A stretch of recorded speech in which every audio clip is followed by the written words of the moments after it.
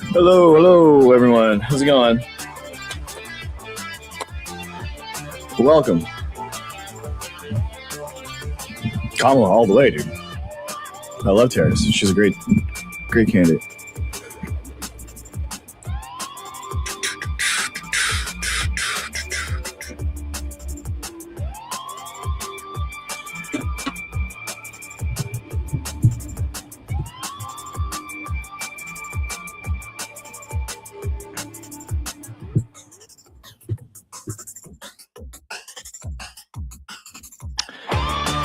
All right. Welcome.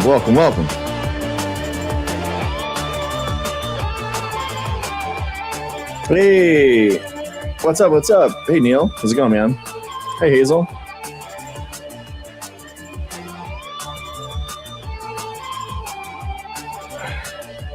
Let's see. What's up? Hey, Neil. How's it going, man? Hey, we got it. Hope you guys are having a good day. Got something cool planned for the first time we were talking. I think that there's some cool ideas that I got how to spice things up. So it should be fun. I hope you guys are having a good night. Hope everything's going well. First off the bat, I think we're gonna try incorporating more like the debate prompts into the thing. I think like it'd be a cool thing to actually talk to people and give them a chance to kind of like ask questions, give them ideas and the prompt that they can also figure out where they want to go. So I think that'd be a cool thing. And then break that into the show. So we'll see how that goes, guys. We'll see how that happens, and hope it's a good night. So, hey, Deanne, welcome in. Hope you guys are having a good time. All right. So we got what's happening here? That wasn't good. That's disgusting. That's not good. That's weird. This, checking this. Okay. That, and then this should go into here. This. Okay. Cool. Yeesh. Just had to check things out. And then showing off the new debate thing. Boom. Choose your adventure game. So we'll see how this works in the scale of the battles. I think it might be a fun way of talking to people. So we'll see. We'll just have to say. Hope you guys are having a good night. Thank you for being here. Here it is. Let's do it. Here we go. Let's send it.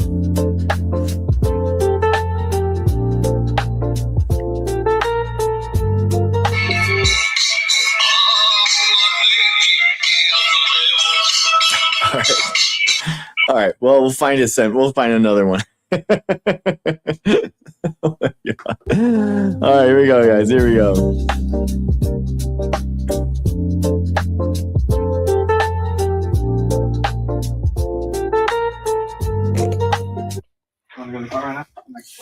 Hi, how's it going? Good, how are you? Good, man. What is that behind you? It's bio, we're like PhD, jiu-jitsu lover. Yeah. Father of 4, husband. Yeah, I'm a scientist. What's the debate? People ask me questions, and basically, I'm a scientist. I can give you science facts. I can give you breakthroughs. And who has the second largest? Like, what species has the second largest penis? The second largest, well, to our body mass, I think it's humans. But the second one, that's an interesting point. Mm-hmm. The second answer, one, I just learned. I would think that it's some type of hominids. I would think that it would be some type of... Which one? I would say bonobos. Yes. Okay, guys, you got it. Thank you. I got it. Good job. Thank you. Thank you. I was testing you. I guess you are smart. Okay. You know why? Because socially they actually fornicate for pleasure, as they don't necessarily always do it for procreation. So that's why I thought that was my hypothesis. Yeah. Oh, you were right. Yeah. Oh, cool. Nice. There you go. I love it. Yeah. What can you teach me though? Okay, yeah. Do you want to do a science fact? Science fact? Here we go. Tardigrades. You probably already know this one. Their space bears actually go into this thing called the tun state. They dehydrate and shrink themselves in order to actually survive the vacuum of space, which is just wild to me. I have no, like, the idea that they can have this ability. They obviously didn't evolve to go to space, but they evolved in order to protect themselves so much. And it's so, such a good job that they can actually survive the vacuum of space. It's just wild. Oh, that's pretty cool. Really cool. Yeah. Here's another one for you. Yeah. Ooh, this is funny. Koalas, actually, their fingerprints are so similar to humans that they can actually mess up crime scenes. No way. Yeah, so that's like an interesting idea for Australian like police, right? Because they're like Australian. Yeah. They're like there. It's kind of cool. That's really cool. Yeah. Yeah. Well, we can also you can also ask me about like any of these types of questions too, if you want. So if you wanted to, we can talk about any of these topics, or I can give you another breakthrough, or I could give you a science fact, whatever you want. Let me see. The GMOs, that's interesting. I want to learn more about that. Yeah. Yeah. I mean, like basically humans have been like genetically modifying organisms for like 10,000 years now. So like basically corn was looked like a regular grass until like selective breeding happened for 10,000 years, and now like throughout the world, like Europe has banned GMOs, so we in the majority of the plants planted in the world are non-GMO, but the 90% of the ones in the United States are genetically modified. So basically, like because of the exports and stuff like that, through that we feed the world through the genetically modifying the plants. Okay, so now that you taught me that corn is like GMO'd, is that why like it doesn't get like how do you say it? No, like when you go poop, like it's still like it's still like like when I ate it, I'm like, it didn't get digested or like. No, that's not why. Like, no. It's just because the cellulose, like you don't have like cellulose, and that basically there's like parts of plant material that you have not evolved in order to break down. But your digestive tract is lined with bacteria. So bacteria and yeast that do kind of like break that down. So that's the idea. So you're still like, what? So that's just me? Like no, it just means that you haven't like chewed it enough. It's not. Okay. That makes sense. Okay. Yeah, exactly. Yeah, it's just a chewing thing. But so yeah, just chew a little bit more and you'll be fine. Someone asked me to ask you, how does he feel about corporations holding a monopoly on plant seeds? Yes, I mean, basically, uniquely in the United States, plants can be patented. So that is something that uniquely has that. And the chatter is completely right. A patent is a monopoly on that plant, right? And these plant biotechnology companies invest a lot of money into making these plants and their products. And basically, I think that it's an education thing. Like you have to tell the farmers, like, hey, we can make this more productive per acre. You can make more plants per acre. You can make more corn per acre. But part of that deal is that we've knocked out the restorer gene. So you can't actually make seeds with this, and you can't replant the same crop. So that's the rub, where people aren't educated about that, and they think that they pay into it, thinking that they'll just take a little bit of that corn and then replant it, and that doesn't work like that. So I think that there have been problems, like with Monsanto in India, for example. There has been like a lot of problems with that. So I think it's an education thing. It's a really good question. Yeah. How beneficial is it to be vegan? I think ethically, it makes a lot of sense. Like, I think that as humans, we can kind of like survive outside of natural selection and that kind of stuff. I think that it's possible to do it. I think like personally, I'm omnivore. I'm just probably, I guess I'm okay with ethically sourced meat, but I don't think that factory farms are ethically sourced. It's something that we need to do better on that. But in general, like I try to, when I do eat meat, try to eat like pay more for better sourced meat. Okay. Yeah, that's a good answer. Yeah. Yeah, it's like I totally understand the people that are vegan for ethical reasons, and it makes sense. Like it totally does. And but I just am not that good of a person, I guess, to be honest with you.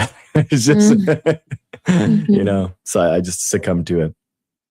Oh, okay. But yeah. Well, thank you. Yeah, thank you. That was a great conversation. I really appreciate you. I appreciate you too. Thank you. All right, cool. Thank you. Yeah, thanks for, that was a cool fact. I appreciate that. That was very cool. Yeah. Okay. Well, I followed you because you're cool. Okay. Yeah, I will too. Yeah. Thank you. Thank you so much. Have a good night. Bye. You have a good night. Bye. Nice, guys. That was amazing. Let's go. We did it. What a great dude. I love. That's a great idea. I think the prompts for giving the prompts was a cool idea to kind of like get the conversation out of just fact mode. I think that's like a really like key thing. I just.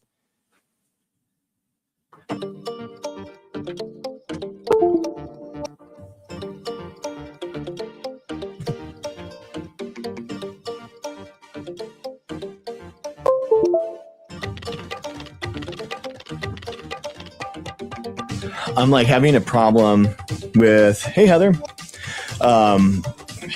Dude, the show, the science show can just be so boring when I feel like the other person's not reciprocating. And maybe they don't know any science facts and they just see it and they say, oh, okay, cool. Yeah. And I'm like trying to like, it's like pulling teeth sometimes. So maybe like creating that, that debate prompt can kind of like spur people to ask me questions and spur like them kind of contributing more. You know, that would be that's the goal. So we'll see how that works. So let's see. All right, guys.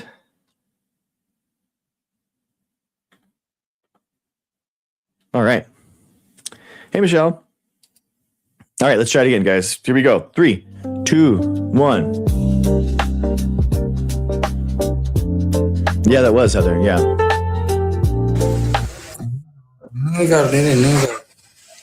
How's it going? Man? Too handsome. Okay, here we go.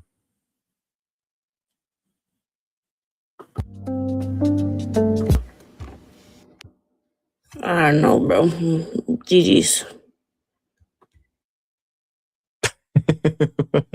What is that? Someone get their child, please, off the internet. That 5 times? Jazz, that 5 times. Hi, how's it going? Hi. How are you?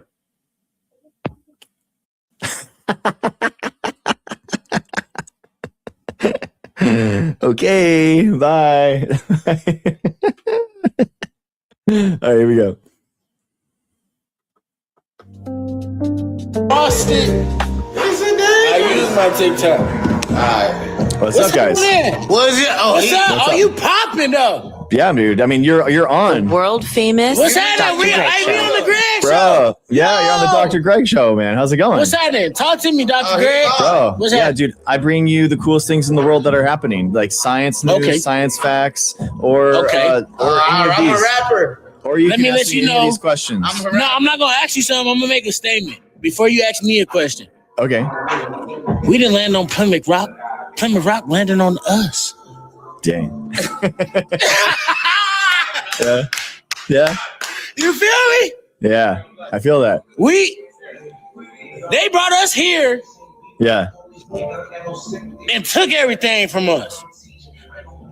I can see why you'd say that. Yeah.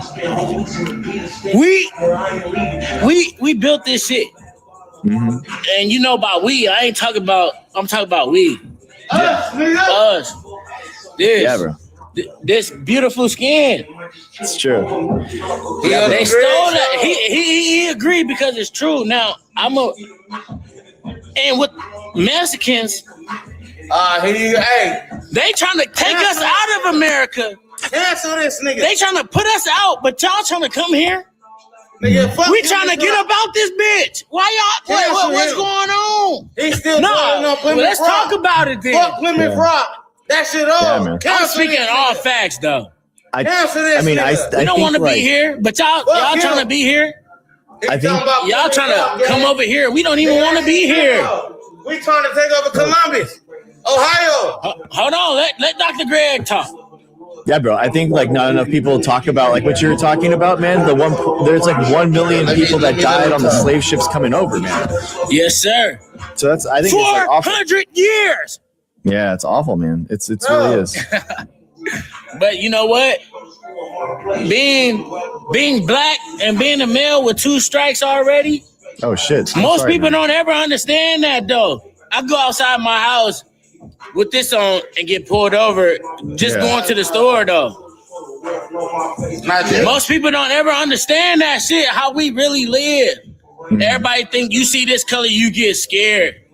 But most people don't know I take care of my children though. Everybody ain't like that though. Nice, man. Good. I got 4 Dr. Greg, kids. I'm What's finna up? follow you. I got 5. All under one roof. I ain't Nice, go to get the milk. I go get the milk and come back home. Nice, brother. I Yeah. go get the milk and come back home. Hell yeah. Yeah. I see what you're doing. You got you a nice, you set up with the microphone and Thank shit. you. And I'm going to speak some positive shit on your shit. And I'm going to speak some real on your shit. Hell Because they stole everything from us. And we got these. Oh, put that bitch in the camera. We got those. Of course. Them ain't nothing. You feel me? Yeah. Of course we got them, but most people don't know them are legal. No felonies over here. Good brother. Good brother. We ain't got felonies. I can go in the gun store. You for free. I can protect my life. I don't have I have not one felony. My brothers have not one felony. We could go in the gun store and what's that, the Second Amendment, if I'm not mistaken? It's true. It is. I got my Second Amendment. It's good, man. So don't judge a book by its cover on this Dr. Greg show. You see a black person, Man, listen. most of them listen. might be. Let me get my 15 minutes of fame. What's happening, Dr. Greg? What's happening? What's up? What's Fuck up, what man? he talking about. We trying to get it how I live. You hear me? You feel me? Fuck what he talking about. Fuck the positive. Hey, get this money, man. You hear me? Get this money, man. Beautiful. Content is everything. We fuck with you, though. Hey, Thanks, man. listen. Thank you. Other thing is, hey, get this money, man. Everybody I else, never said don't get money. First, hey, you niggas broke. We that ain't never on that. came out my Point of mouth. clarification. I never said that. I'm 100% with that. You definitely get your money. Don't be out here working 9 to 5 for these people that got a Lamborghini. The owner got a Lamborghini, and you waking up and you struggling trying to get to work. You're gonna get fired your 3rd time being late. Don't fall for the trap. It's a trap, bro. We live in a fucking trap, bro. Yeah, it's a rat This race. is a Man. trap since we was in kindergarten. It's true, man. It's a rat race. Since we was in kindergarten, they programming us, dog. I hope everybody listening to this shit. Oh, mama, Dr. Greg, listen, he done ask ran this across some nigga the year real he was wide. born. I was born in 94. Bro, you Oh, ain't nice, shit. man. Nice, man. 94. And before that, it's been happening. Yep. This nigga ain't shit. He's born in 94. We off this. We off the good Hennessy. Nice, man. And that's the second bottle. But Oh, shit. Nice, man. it's the real deal. I'm glad I ran into something like this because Yeah, man. black people don't get heard enough. Hell yeah. They look for us to kill each other. Yeah, we kill each other, but that's on our own time. But when it's time to ride against other motherfuckers, we gonna stand 10 against whoever and then go back to killing each other. For real, though. I love we gonna ride on each other, but I swear to God, any other race come over here, we gonna stand on that and then go right back to what we was doing. Because this shit is fucked up. I don't know if most people know what the real what us African Americans really went through, but nigga, we made this shit. Everything been stripped from us, dog. Yeah. For real.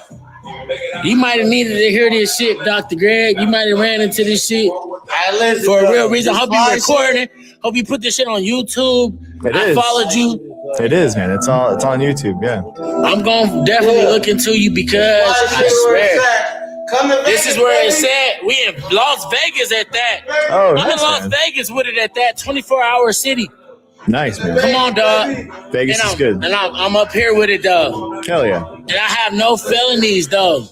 I'm in Zamal. We appreciate the truth. Yeah, for sure. Because I'm not going to sit up here and lie. We are ignorant. We do dumb shit.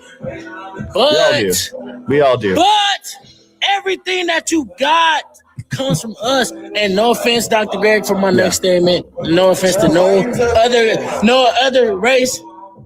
They call us monkeys. But white people really come from monkeys. We're apes. I'm dead ass serious. No, let me be real. Let's be real. Jewish servant. That's what they call it. Nigga, this gonna be live. He's doing something with himself. But they need to hear this shit. What they call a monkey? A nigga that's Jewish servant. They call it monkey just because I don't know why they call black people. Look A at nigga that figures mine that's Jewish servant. All right, go pull up a monkey. Go pull up a black person and a white person lips. Which motherfucking lips look more like a monkey? I'm not apes. being racist. I'm We're not apes, being not nothing. monkeys. We're apes. I'm not being racist or nothing. I just hate how they try to do my race. You know what I'm saying? Yeah. Hell yeah. I I hate that. it too, man. I hate it too. I hate it, bro. Me And too. I'm real big on that though. It's real weird. I'm intoxicated, yeah, and all that, but I'm here though. As soon as I see that you had on that suit and the microphone, I'm not trying to bash no other race, none of that. But black people, they only acknowledge us for our wrongdoings. You know what I'm saying? Yeah, exactly. Our riots and how we act and carry. We might sag our pants or something. But motherfucker, I'm smart as a bitch. I got a diploma, high school diploma. I ain't go to college, but It's all I got good, that man. diploma. Niggas ain't got no felonies. You know what I'm saying? I'm a 3-time felon. Well, my brother's some felons, but that's what you would think would sit. You'll see me with him and be like, oh, they both. I keep my brother out of trouble. I'm really a nerd though, but niggas really don't understand. Nice, I man. turn that shit to a 0 to a 10 real fast. We very street smart. Nice, man. We street Don't let smart. the glasses fool you, baby. We world. Oh, I saw the Don't let the bottle. glasses fool you, baby. Yeah, we not hiding the bottle. I'm not trying to hide that. I'm not trying to hide that. We're good. You guys are having a good time. Oh yeah, you're good. Yeah, You're good. we're not You're hiding fine. it. Yeah, you're But good. You're good. I love this. I love the fact I don't know what you do. I don't know who you is. I don't know what you do. But the suit got me and the microphone got me. Thank you, For man. sure. Yeah, man. For sure. And I tapped in. I think I followed you. I'm gonna follow Thank you. I followed YouTube you and too, all bro. that shit. Dude, Yeah, thank see, you, I'm man. a funny dude, man. I do the comedy and shit. Hell yeah. Hey, you a real one, bro. Oh, You a thanks, real guys. one, bro. Thank you, man. Thank you for the You a conversation. real one, bro. Yeah, Kiki, yeah. would you love me? Yeah, he can't dance for shit. He ain't go viral for you. I can't dance for shit, but I'll try though. Can't dance I'll for fuck around and shit. hit one of these. We gonna send him with y'all for the dance. Hell yeah. Y'all take me, the white delegation, take me for You hear me? Hell yeah. The raise the limits. Hey, we be out of All right, the white man. delegation. Just take me for dancing. I'll be white. But no, not even like that. I'm really not a racist person. Oh, or you're none of good, that bro. shit. You're good. No, you're. I got mean, white no. friends, Mexican friends. You're good, man. But You're I'm good. a realist though. Yeah, I'm really a realist. yeah, for sure. So if a motherfucker go against this shit, I'm sorry. What that nigga Will Smith say? I pulled the pin out this grenade on purpose before I do it. For real though. I ain't even so much. I really am not like this. Don't get me wrong. I'm Black Power, but not like. I love everybody though. Yeah. So We know, dude. but I hate how they do my people, man. Me too, man. I Me do. too. I really do. I'm with I you. really do. It's because, all right, 50% of us, let's say 50% of the black race, rob, kill, steal, whatever our persona is of us. Okay. But the other 50% is really genuine and really, we'll see a motherfucker. Me personally, this is me. I see a black person trying to rob a white person, Mexican. I intervene on me. I really would. Like, bro, chill. Like, bro, come on. I'm a realist, dog. I'm more of a what's right is right. I'm on the right side, never the wrong side, bro. I'm good fighting evil. I'm a black man fighting good versus evil. So Beautiful. if you evil, you'll never win against me. You hear me? Yeah. I promise you, I'll get on my knees and pray you out my life. There you go. I swear, I look like this. I just look like this, but I'm very intelligent. I'm smart. This is my crib. Nice, man. I throw this just the garage. You feel me? Okay. Nice. All those kid bikes right there. Yeah. 5 bikes for all the children, kids. you know Yeah, what I'm man. saying? 5 bikes, skateboard, scooters. I got 4 kids, so I'm with you. Yeah. How many boys and girls? 2 and 2. 2 and 2 for sure. I got 2 girls, 3 boys. I got a 14-year-old daughter, 12-year-old son, 9-year-old daughter. Got a 5-year-old son. I just had a baby in August, so he's like 6 months. Oh my gosh, dang, dude, that's crazy. You're right So back in we it. all under one roof. So all that black people shit, I love it. don't always believe that shit, dog. I love it. I ain't never been in Walmart and got no milk and went the other way. I came back. I came. Go ahead, bro. All right, guys. See nobody get it back, All right, guys. I gotta go. I gotta go, guys. But thank you guys so much, man. Hey, I'm I tapped love in, it. Dr. Greg, man. I love it, man. Thank For you. sure, man. I love it, dude. Have a good night, guys. You Have too, a good big night, dog. man. Yes, sir. Cheers.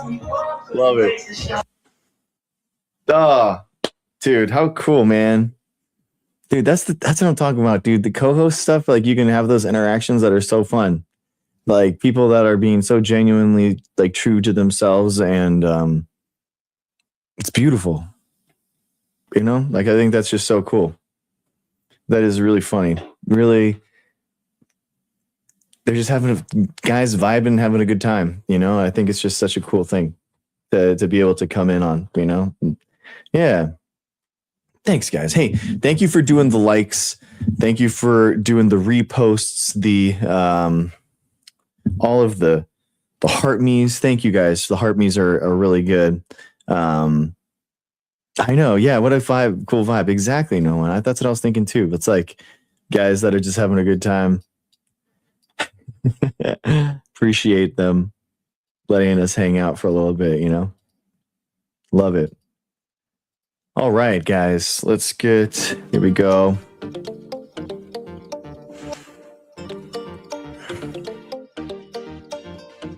All right, guys, here we go.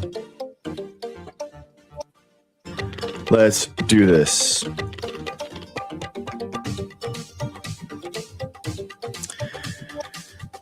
Yeah, Michelle, seriously, we need a party of them. We gotta get them down. They're in Vegas, but if that's a party, that is a party space. You know what I mean? If you want to, I mean, Vegas like is totally different off the strip though. Like the locals and where the locals go, it's completely different, which is fun. If you go off strip in Vegas, it's very fun. All right, guys, here we go. Let's do it. Here we go. 3, 2.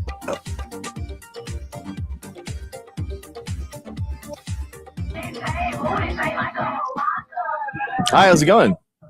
Hi, how are you? I'm Dr. Greg. People ask me questions with their chat. I'm a scientist, so I can give you like science facts. I can give you science breakthroughs, that kind of stuff. Or people can like ask me questions about these topics if you want. Whatever you want, whatever you're thinking about.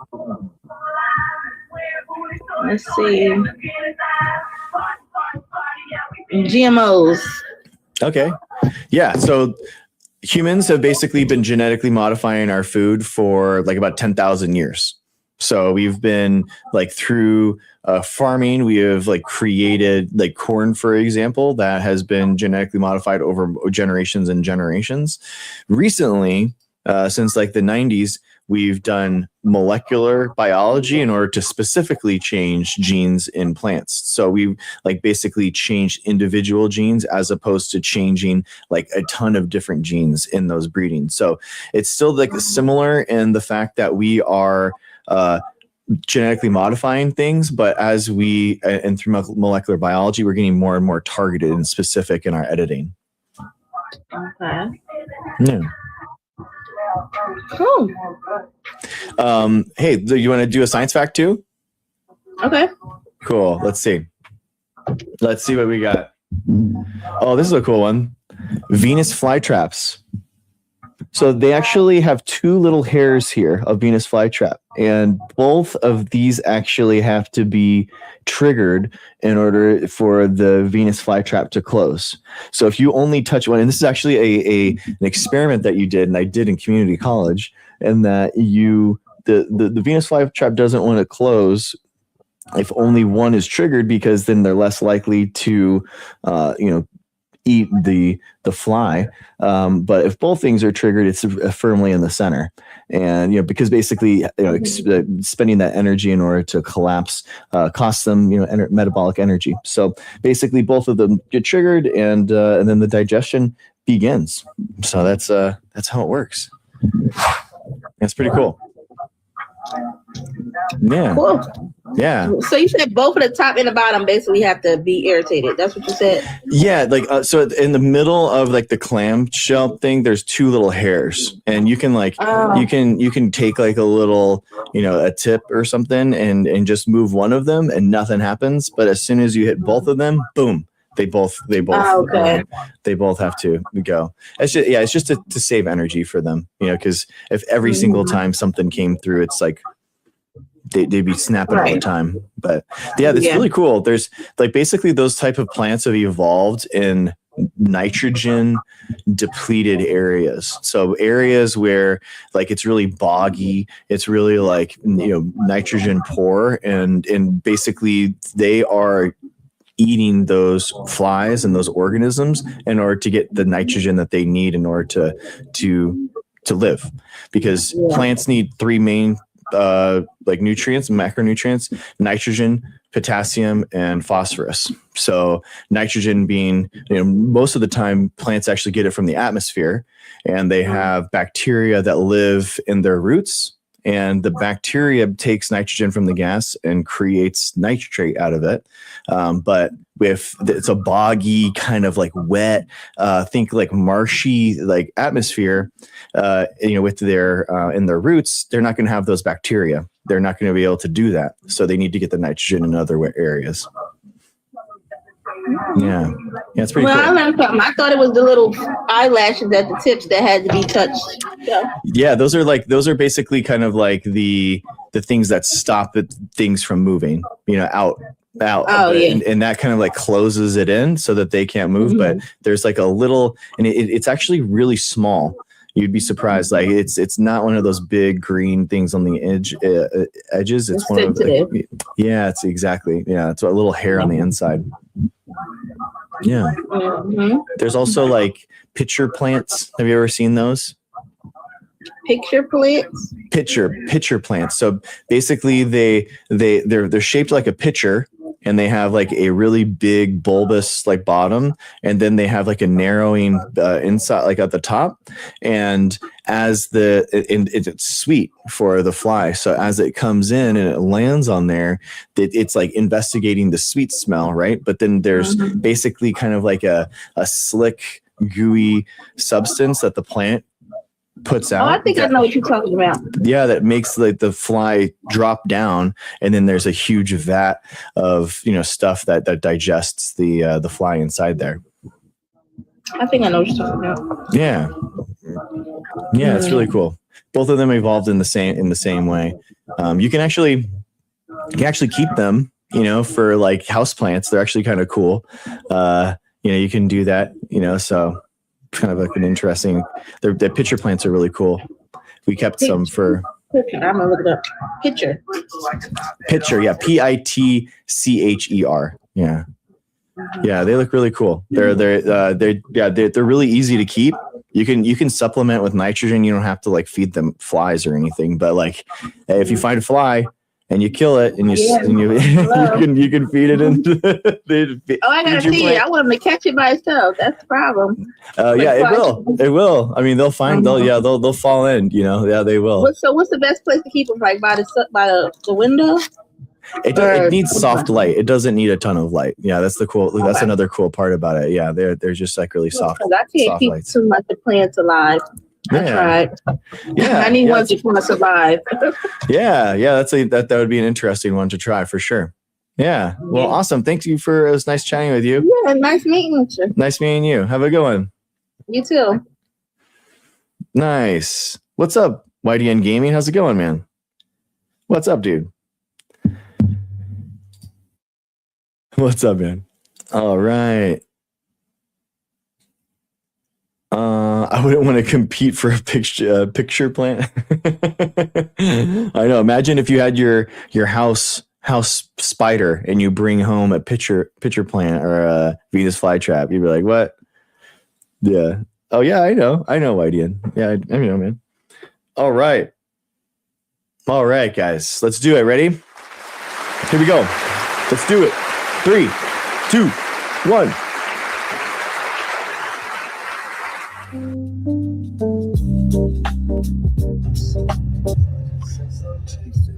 Who's the second to the bottom? Hi, how's it going? Good, how are you? I'm Dr. Greg. People ask me questions with their chat, like based off of biology and science. I can give you cool science facts, cool science breakthroughs, or people like ask me about questions along these lines too. And I can talk about any of this stuff if you want. Oh. Wait, I thought you said he's a doctor. Yeah, I'm a scientist. You're a scientist, like an actual scientist? Mm-hmm. Yeah, I've been a research scientist for 17 years. What? You ask. I don't think I have any question about science. She does. Okay. She has one. Okay, it's okay. There are no stupid questions in science because honestly, the most important questions are the most basic ones. So I firmly believe that. But if you want to break the ice, I can give you like a science fact to get us going. Hey, give us a science fact. Let's do that. Okay. Let's see. Ooh, butterflies taste with their feet. So basically on the bottoms of their feet, that's where they detect chemicals. And when they land, they can kind of like taste where they land, which is kind of cool. That's interesting. That is interesting. I did not know that. Dude, brain power usage. This is really interesting. So basically your body, 20% of metabolically, 20% of its power goes to your brain. There was a study done on a chess grandmasters, and they showed that like because they have like these marathon matches that they do for the world championships and stuff where it's like 8 hours, and they'll basically spend as much energy through their brain as like someone that's actually like running. So it's like thousands of calories that they'll use in order to actually do the chess game. So yeah, it's really cool. Do you know if there's any studies if night shift ruins your brain or body?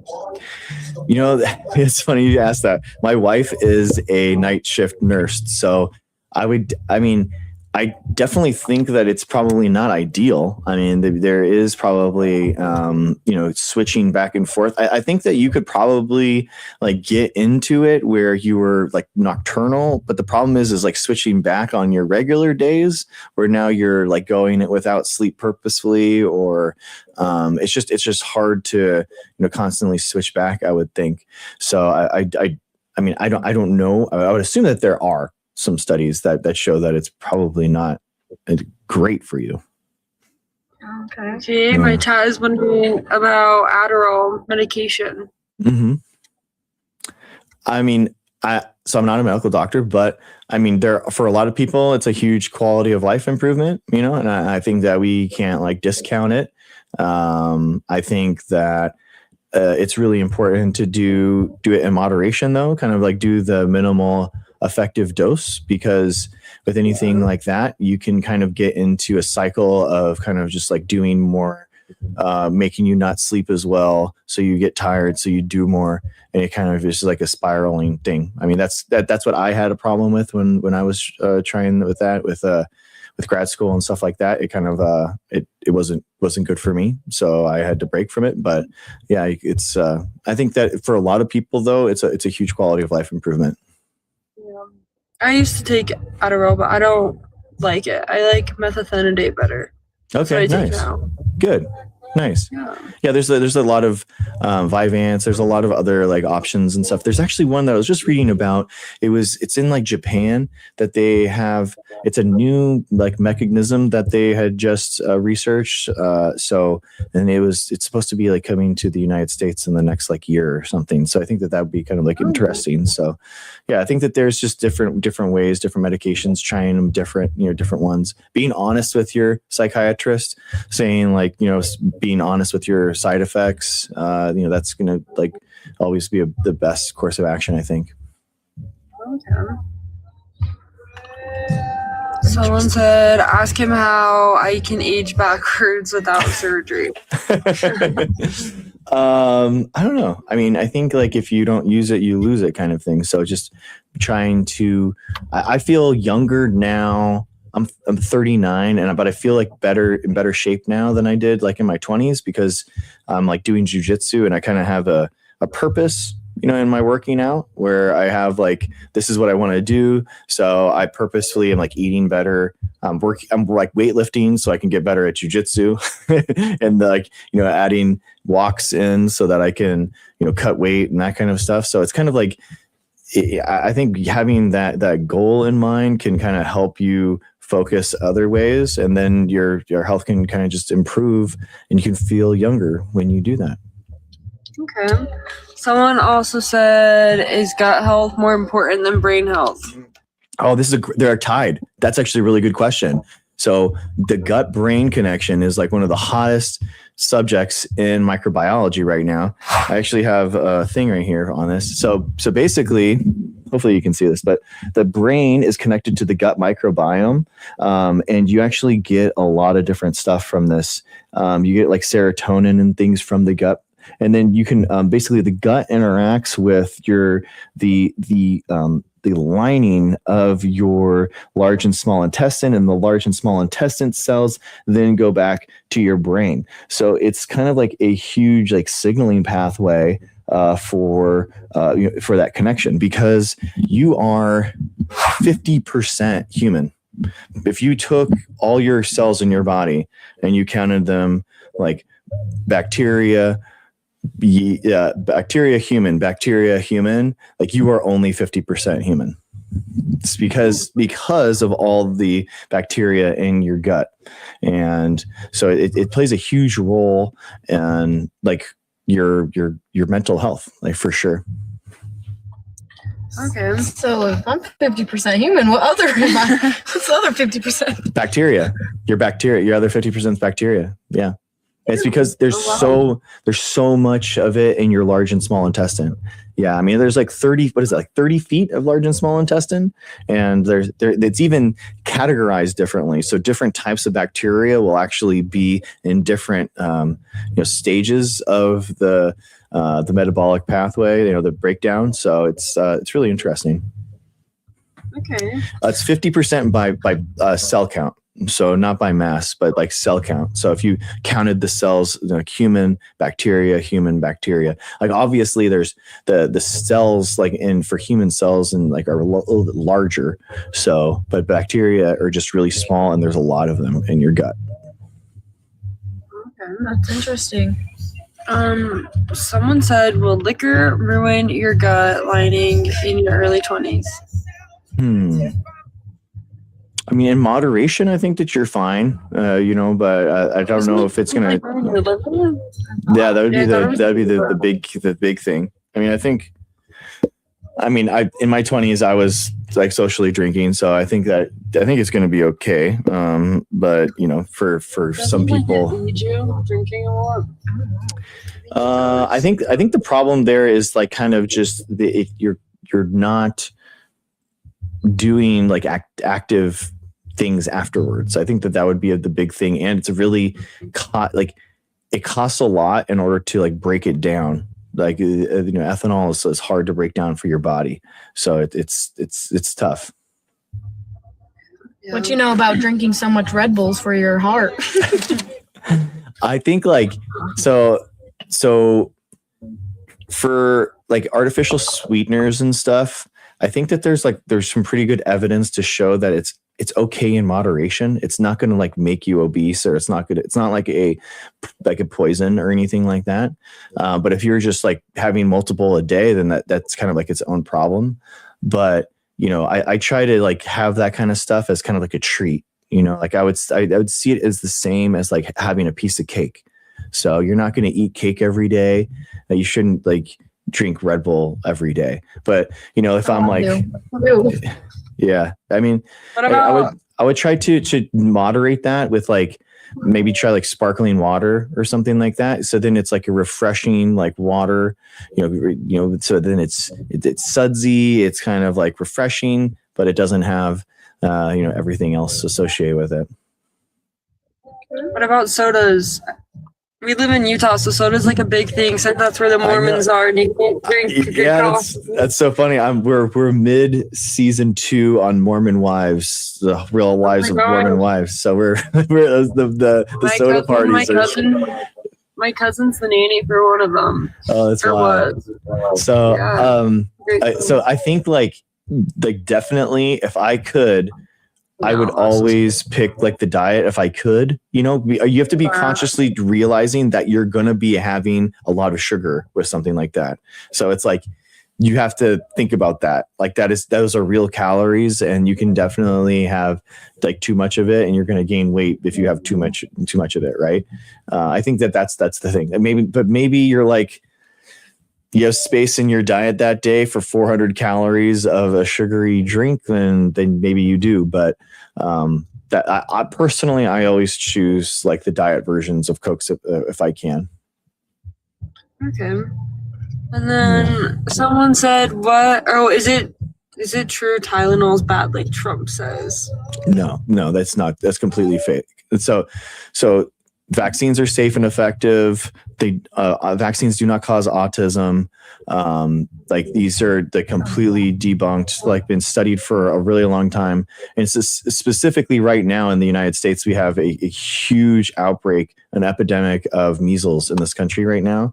So it is absolutely critical to make sure that everyone's vaccinated with MMR, which has measles, mumps, rubella all in there. And because measles is the most contagious virus that we know of. So it's about 4 to 5 times worse than SARS-CoV-2, which caused COVID. So it's critical that people get vaccinated. Unfortunately, a lot of places aren't. So basically, in the country right now, only the blue states here actually have the 95% herd immunity. I think Utah has less than 90%. I think they're at like 88%. And basically it's from young kids that are unvaccinated that are having these problems. So South Carolina is having the worst of it right now. They have an insane amount of new cases, unfortunately. It's been wild. I actually covered it on my stream since there was 10. And it was kind of like, yeah, it's just really sad. There's over 600 now. So it's really critically important to get vaccines. Okay, I'll ask you 2 more questions, then Sure. We'll let you go. But okay. This one.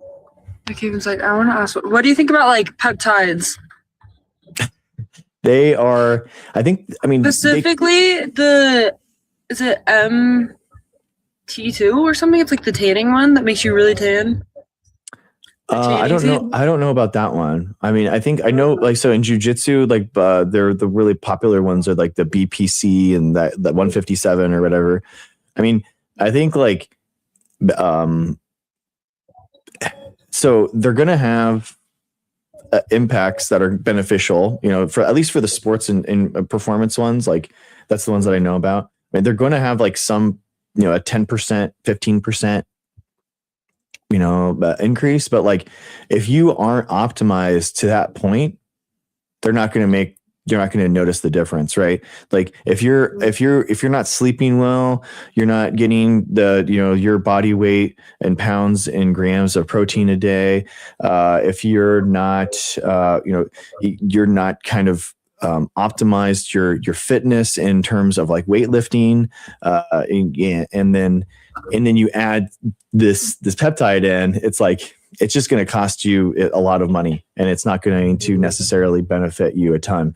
But if you are sleeping 8 hours a day, if you are weightlifting, 2 or 3 times a week, if you are putting it in cardio, if you do have a well-balanced diet, and you're getting your fiber and your protein, then it's like you're already optimized to like 80%. Now, like that 15% can really make that big difference, and it can actually like really like improve something for you. Okay. Someone said, ask how Certos prevent from the devil's lettuce from showing up in a drug test. I'm not familiar with that. I don't know. I genuinely, I don't know. Ask this one. If you had to survive on 3 foods for a month, which 3 foods would you eat? THC.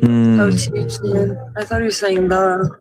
Oh, man, I'm really addicted right now to these seedless sweet peppers. They're so good. I absolutely love those. Or like cocktail cucumbers. Those would probably be my veg. I'd probably do for protein. I'd probably do some type of like, I'd be open, to that, but probably like any type of meat or something. And then carbs. I don't know. I'd be open like there. Sweet potatoes, maybe like rice. I don't know, something like that. Like probably keep it easy. But yeah, I think that would be the big thing. Yeah, you want to like.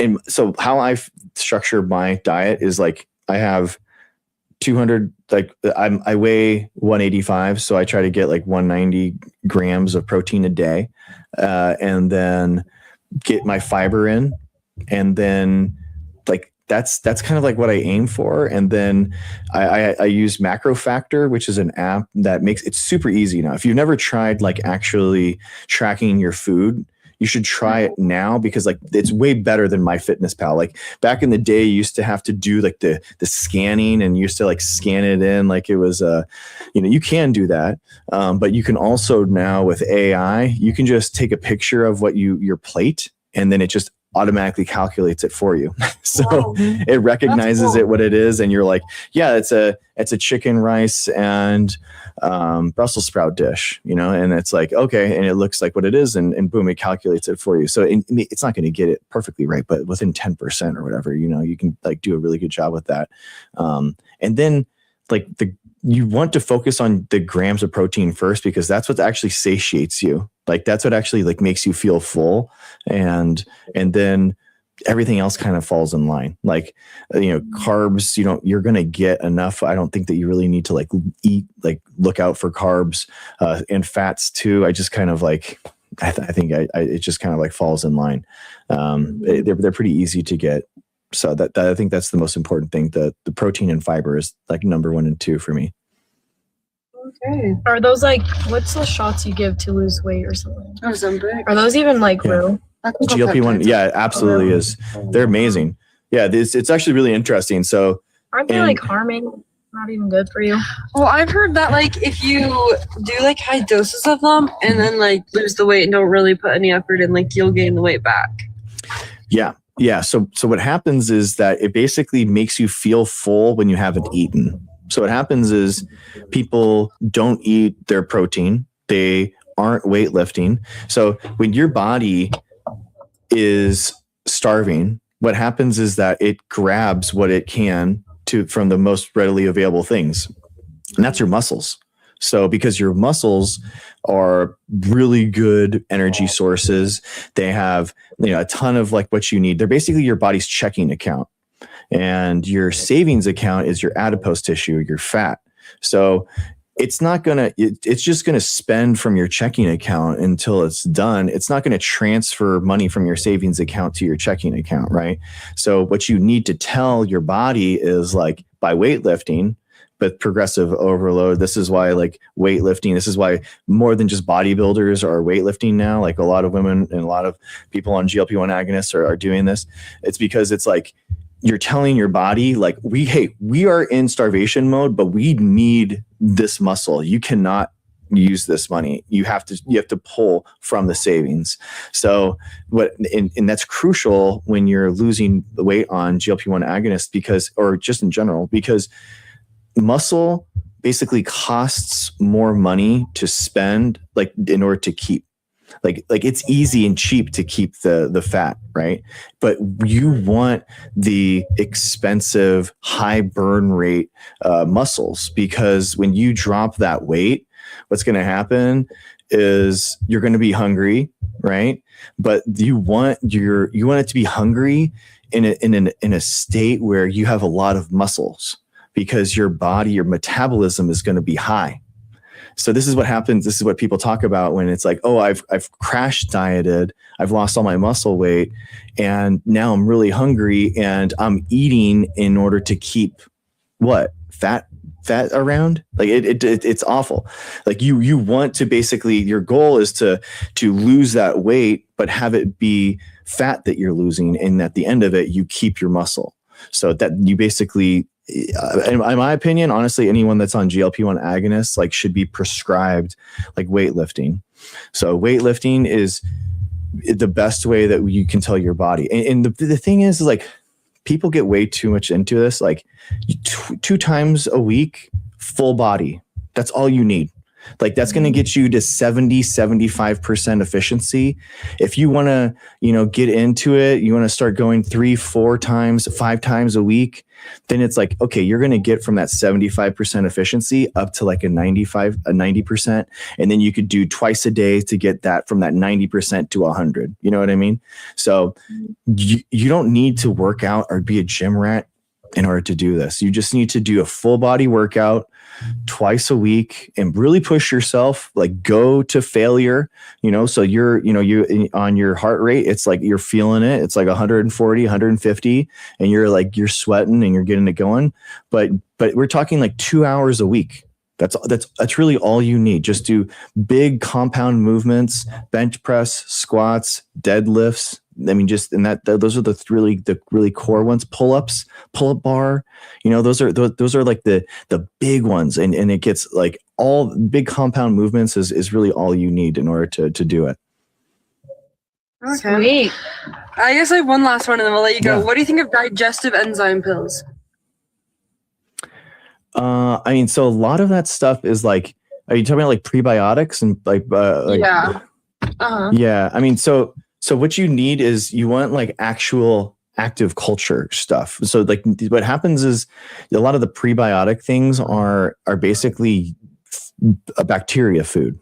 And it's not the same. Like you want to check the ingredient list and like make sure that there's actual like bacteria names, and you're not just seeing like cell lysate. If you see cell lysate on there, that just means it's dead cells, and it's just basically a bunch of it's like imagine making a Lego thing and you've just obliterated everything and you're just giving someone the Lego bricks. Like it like doesn't mean that much, but you want the full Lego thing. You want the full What's it called that you look for in it? There's some that I take one from Amazon that is like a probiotic one. It's by Amazon Basics. It's like $30 for 30 pills, and that actually has like a lot of the ones that are like been proven through science to actually help your basically that gut brain connection like we were talking about. So that's the one. It's cheap. You don't have to go crazy with it. But yeah, you want active culture stuff. I just got the one I saw over TikTok. It's like Dr. I can't remember what it was called. Oh, okay.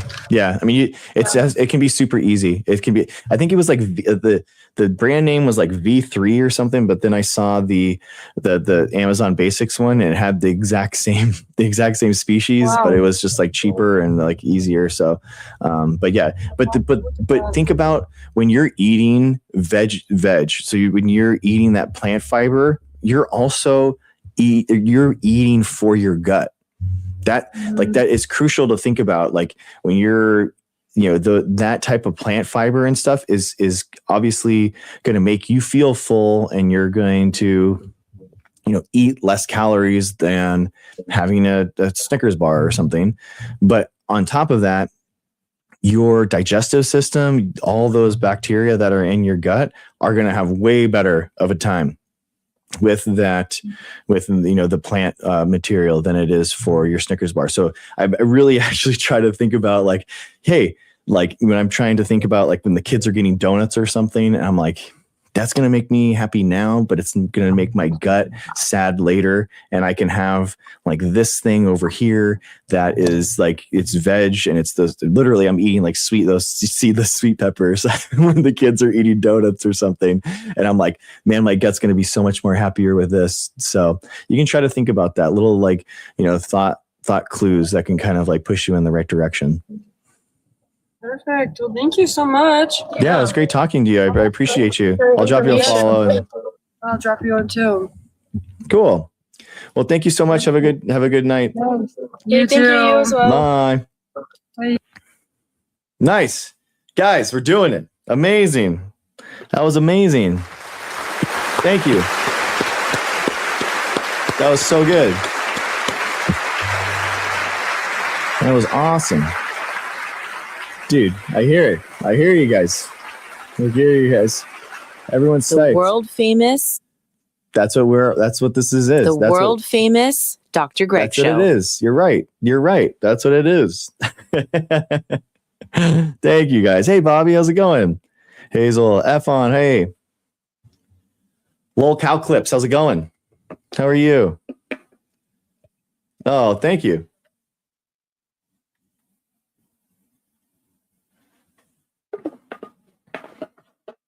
Hey, Bill. Bill, I saw you in Montana's chat earlier.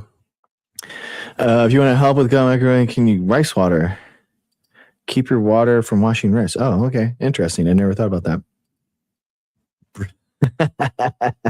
Can you talk about the health benefits of eating yeah, that's, and interestingly,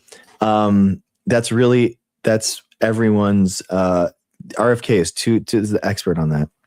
Everyone wants to hear your take on Mormon wives. I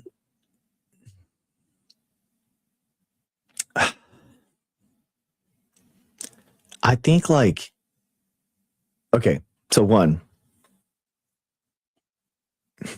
I'm a huge reality television show fan. That is like, if I'm like vegging on TV or something, I want to like brain off and like just kind of like, do that. The best reality television show that's ever existed, and nothing ever has come close to it, is Bridalplasty, where brides competed for plastic surgery in their dream wedding. If you never watched Bridalplasty, it is by far the best television. It might be one of the most important television shows of all time. It's absolutely incredible. Just amazing feat. It should be in like the National Archives for Congress. It's incredible. Okay. Separately. Yeah. I think, have I watched Sister Wives? A couple of like clips. I've never actually watched a lot of it. Okay, there's something that I'm grasping. Yeah, Bridalplasty. Yeah, it's completely banned. They stopped at the second show, the second season, and they pulled all the clips everywhere. It's very hard to find, but if you can find it, it's absolutely incredible. It's worth watching. It's incredible. Like it's very. I don't want to spoil it for you because it's that good. My wife and I, we watched it. We started watching it at like 5 p.m. and like literally binged it until like 4 a.m. the next day. We couldn't stop. Like it was like that. We could literally, every episode was just some of the best TV that I've ever watched. I'll be honest with you. It's incredible. Something that I've been grasping with the Mormon wives specifically and stuff like that. I don't know how to say this. I want to like put it in a video or something like that. It is better than bum fights. Absolutely. I'm really wrestling with this idea of how we are rewarding mediocrity and people that have not done anything difficult or hard in their lives. And that is kind of like why these, housewives shows and stuff kind of work, because it's like they're like wrestling with basic things that like you have, the problems that they're dealing with are like so basic and banal that you're kind of like laughing at like, how could you not like know how to do this kind of thing? But I'm also seeing it just as a trend, not just like rewarded in reality television, which is where it should be rewarded, right? Like I see the same trend everywhere right now, and I can't get past this. Like in government, the people that have accomplished nothing in their lives and have never done anything difficult are somehow being rewarded. The leaders that we have in our society are being propped up, who have never had a real job, like legitimately. And like, as we come into this like social media age,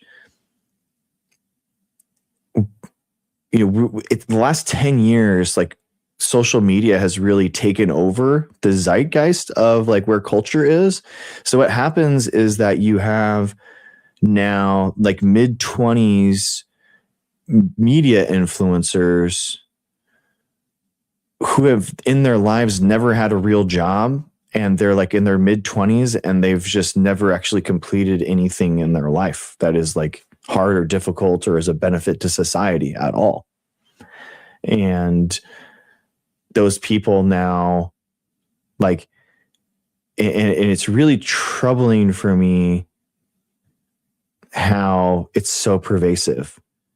I can see it in reality television. I can see it in politics. I can see it, and it's just like this attention economy, that attention begets more attention, and you get to this point where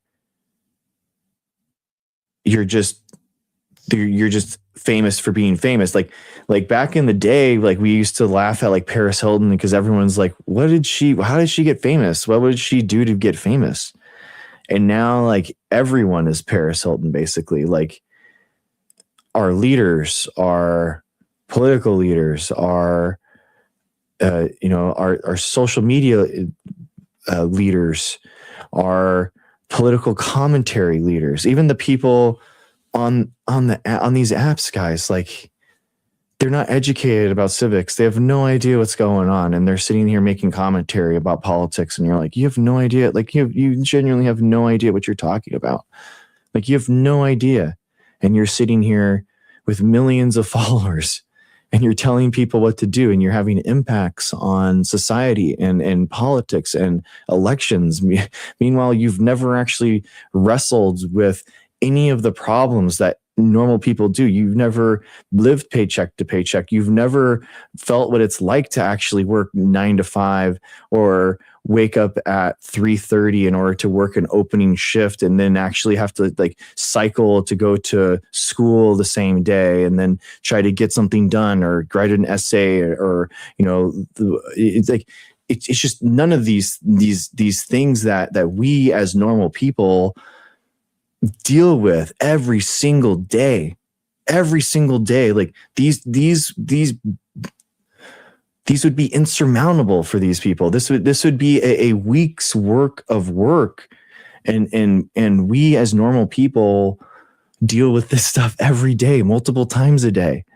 And I can't get over how detached from reality these people that we see as our leaders in all segments of society are from like what actually is happening.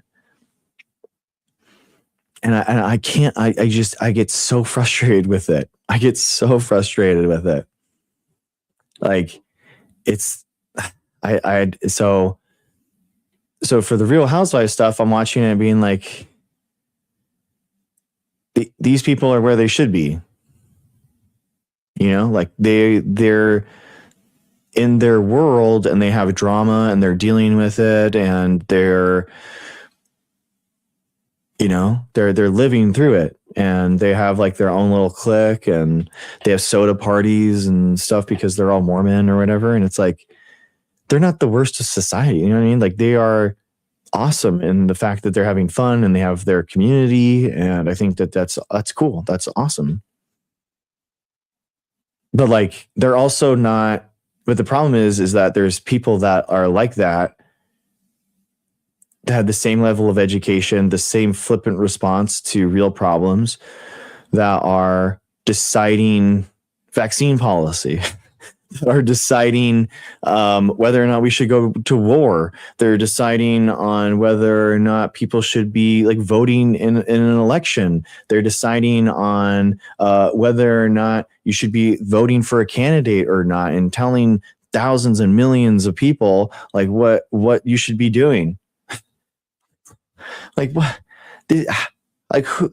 Why should this political commentator who's never worked a day in his life other than being a political commentator tell me what I need to do and what I need to do in my life when you've never even set foot and never even spent a minute in like what actual people have to do in their lives?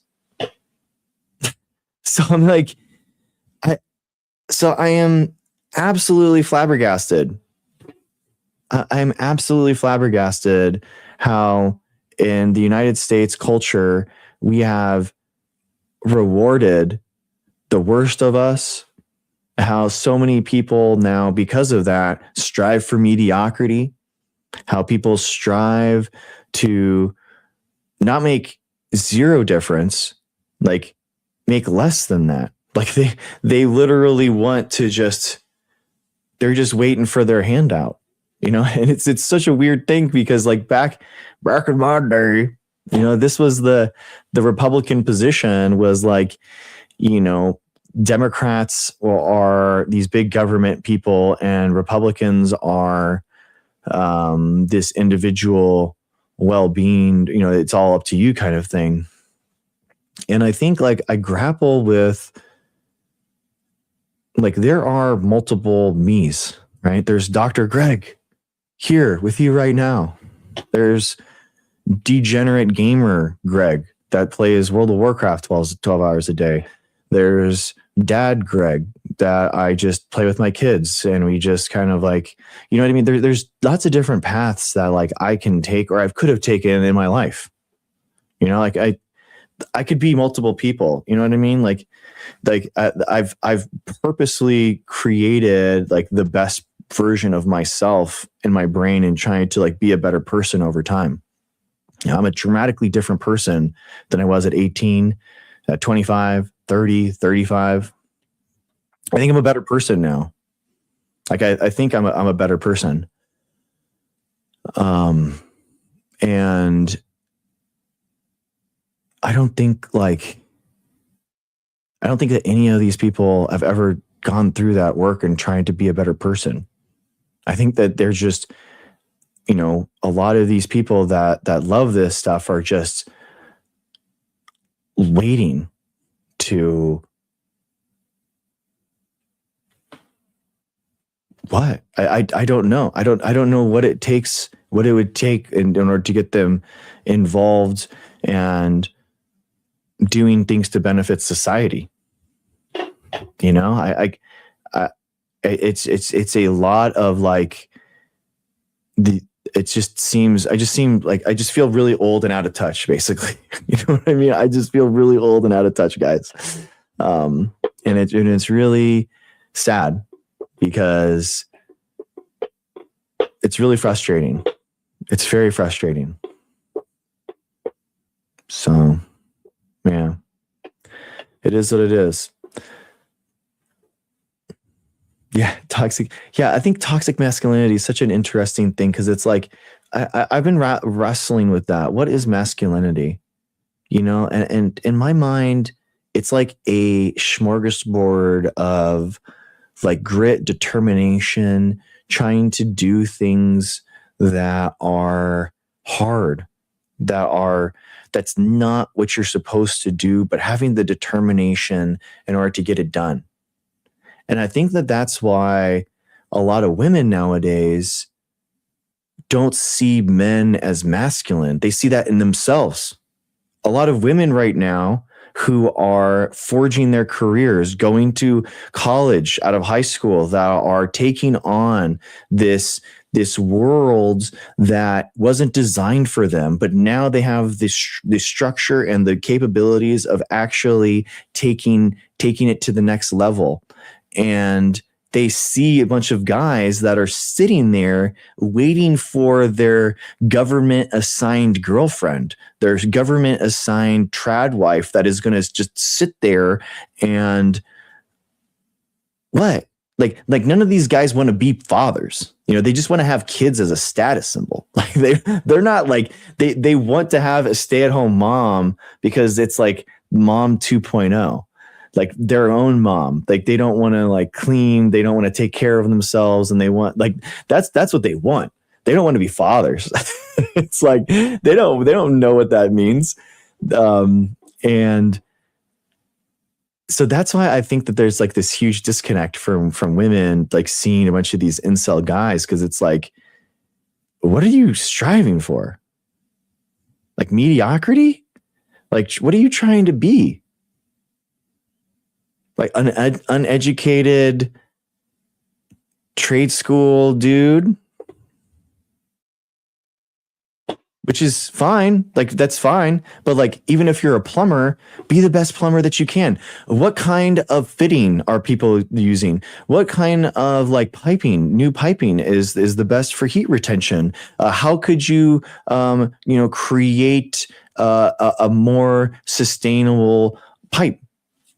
How, or if you're, that's just like the plumbing aspect of it. What if you are I want to be a plumber on my own business? Okay, go to get your MBA. Go figure out how you can, how do you run your business the best way? What are the aspects of business that you need to know? How can you manage a business? How can you figure out how to run it? Everything like that. Like there's tons to learn. Like even if you're going to be a trade skill guy, which is fine. Like at least be the best version of the trade skill guy that you can be. And you don't see that in society. You know, it's just like, everyone's striving for mediocrity. And it's like, I don't get it. I don't understand it. So, but Housewives is cool because they're not trying to be anything that they're not, like, Housewives of Mormon Wives, they are who they are. And I think that's cool. But they're also not trying to like take vaccines away from kids. So it's like, I'm okay with it. You know what I mean? Yeah. They don't strive with Helen. I agree. I would never knock the trades. I don't think that's not what I'm talking about. It's not about like, yeah, it's not about like what you're doing in society. You can benefit society and benefit your community by being a plumber. Like that's what I'm talking about, like giving back and creating something that's larger than yourself. That's what we're talking about. It's like that, and that's what like women are doing in droves right now, like through education and the community building that they're doing. So yeah, and then they see a bunch of these young guys being like, I'm an alpha male. It's like, what do you can't even do your dishes. You just sit here and watch and play video games all day. And you're not even trying to educate yourself like in the least about anything. So it's like, get out of here. Like, why would I sacrifice my career and my life so that I could like be a vestigial organ to this guy that's not even striving to better himself? Like what? And I'm like, absolutely. Like, hell yeah, dude. Hell yeah. That I think so. I don't know. That's what I think. Honestly, it's I think like, but yeah, that is my sociology essay on housewives of Mormon wives. Oh. Yeah, exactly, Jen. Yeah, they're worried about the birth rate, and you're like, bro, people would want to have kids with you if you were actually attaining something that was difficult and hard, and you were actually doing the hard work of being a better person and building community building, and like there's a lot like more to like just I'm just gonna have a kid. Like, wow, like what? That's gonna having a kid is gonna hinder your capability of getting the things done that you need to get done. Like it is. There is like an impetus that happens where you're like, okay, now this shit actually matters. Like, okay, like let's get like, I think that you're more pragmatic after having a kid innately, right? Because it's like, I can't just be an ideologue, and like, we need to like have some type of like some movement on something, please. I think that happens. And maybe that's just me because I had kids later in life. So and maybe you're more pragmatic in your 30s than dogmatic and ideological in your 20s. But like that, I see that like directly, and it makes sense to me. But yeah.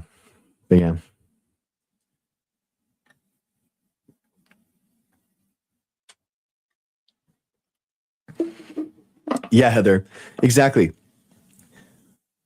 Like these guys don't want to be fathers. Like they don't want to be fathers. It's like a status symbol thing to them because then they have that trad wife. You know what I mean? That's what I see. And then and it's really interesting in the that show Real Time, the Housewives of Mormon Wives. Because now the breadwinners are the women. It's like, well, what do you do? And then one of the guys is dropping out of medical school. like what? What? I would dump that loser so fast. I would dump that guy so fast. It's like, no, you idiot. You're not going. Yes, I could make more money.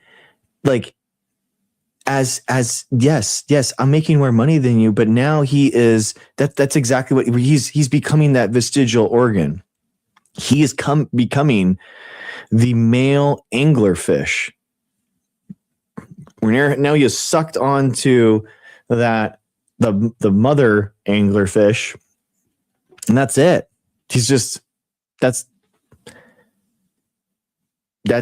pathetic. Yes, because he would have to move to New York in order to go to medical school.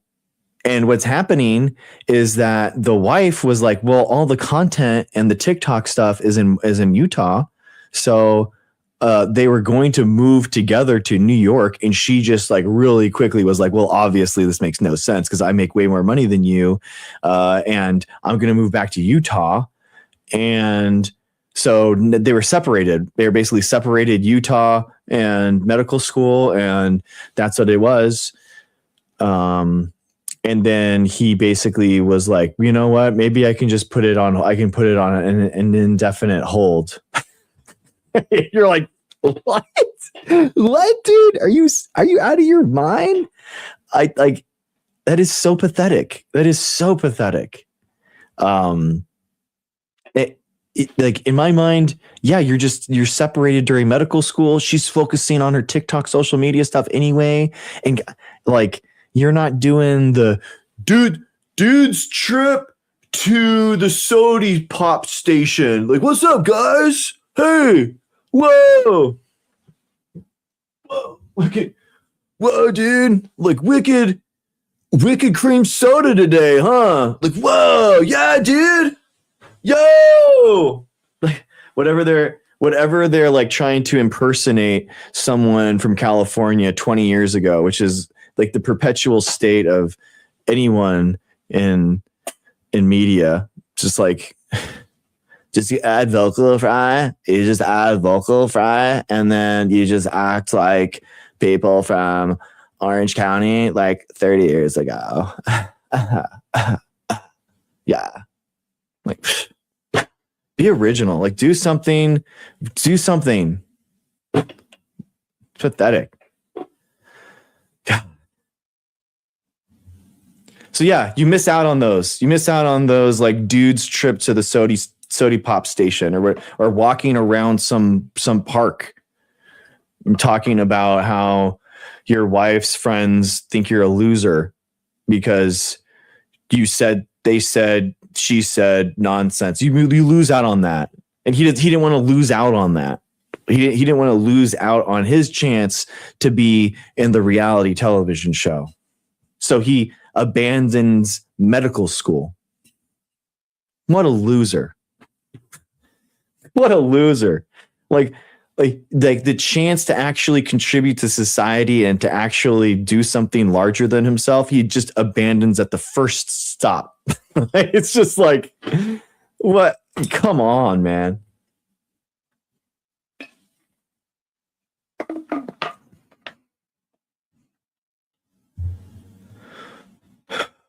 Yeah, exactly. You wouldn't want him anyway.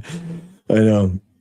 I mean, so frustrating, dude. But yeah, so, dude, unironically, it's so funny because like you were watching the Barbie movie, and it was like the Barbie movie has like the best sociologists like text. It honestly, it probably should be taught. Like you should like watch the Barbie movie if you're going into sociology at like the university level. It is so good. Like talking about all these like social constructs and everything that exists in society. It's absolutely incredible. It's like amazing. I mean, it's like, that is, I mean, sociology is based off of a lot of like Marxist principles, because like dialectical materialism is how the way that like culture and society are created, like how one changes because of the other, right? That's like how what Marx created as a philosopher in this, scientifically minded viewpoint. And that's why like sociology is related really well to like Marx. It just is. And so it's like genuinely like some really interesting societal concepts that are explored there that are really interesting. But anyway, yeah, exactly. Thank you, Island. It is a good movie. It's very good. Okay. When I moved to California, I promised myself not to use the word dude. I know. I use man. I can't stop using man everywhere. So it is what it is. But I don't know, man. I can't get over how just everyone, it's just how just like everyone in society is someone I would never want my kids to look up to. It was bad enough when it was Trump, but it's just like everyone. I don't see people that I'm like, maybe it is jealousy. I am like putting myself out here as like a, obviously I think that this is important, right? I think that like what people are doing and putting your voice out here on the internet and like with this show and creating social media is important. So, you know, yeah, I don't know enough about Tallarico or Crockett in order to say that, like, for sure. I mean, but I think, yeah, I don't know. But I just see a lot of people that are just really, even like successful political things. It's like, okay, you're successful in politics, or I really feel like being successful in your field is like, it's a something, you know, that is something, right? It took like grit, it took determination, it took, you know, just being like a social media influencer, you know, that's made it to the top 0.1%, right? I mean, it's taken, you know, some determination that's gone through there, but like, what have you done with that? What have you done with that position that's been created for you within society, and how have you bettered society through the attainment of getting to that spot? That's what I'm talking about. I'm like, how are these people contributing to something larger than themselves? That's what it's not like, you know, like obviously I'm jealous of them, like in terms of like follower count or attention and that kind of stuff. Like I am absolutely. I would love to have that, like that. Absolutely. I'm just like honest with myself there, but I'm just saying, like, they haven't done anything that's worth in and of itself with that. They're not like, what's next? You know what I mean? That's what's big. Bro, like anything humanities are things that tech bros and STEM bros should appreciate. Yeah, exactly, Neil. No, for real. Like, I think like the pandemic should show everyone in STEM scientists that like humanities are absolutely important. The interplay and how humans interact with each other and create conspiracies and are drawn to misinformation, and like that is sociology. That is literally what the field of sociology is about. Like, we have to better understand this in order to get us out of this hole. And that's why I don't think that just education is going to be enough in order to get us out of what we're talking about here. It's an algorithm thing. It's a social media world construction thing. It's not just like, oh, you just tell everyone that vaccines are safe and effective. It's like, oh wow.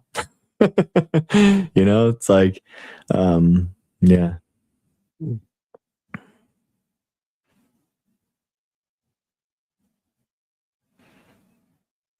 Yeah, I agree, Jen. Yeah, people can relate to mediocrity.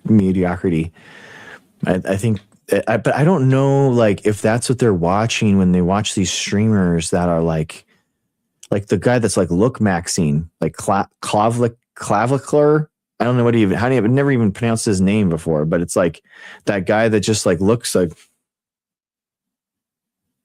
you're like, who are you? Like, what have you done? Like, what are you talking about? Like, it's just like, why, like, what is going on? It is exactly, it's brain rot. And it is, even my kids, even my 5-year-old knows what brain rot is. They love it. They're like, hey, brain rot, let's put brain rot on. I'm like, what? Why would you put brain rot? What are you talking about? Like, what is going on? Yeah. Ryan Gosling was great and for Ken. How long can you be a social media influencer? It's not sustainable. Yeah, I think like the reality is that in order to have an influence in society, you do have to be here, having your voice heard. That is why I came back to social media, like in create. I didn't have an Instagram before I made the Dr. Greg show one.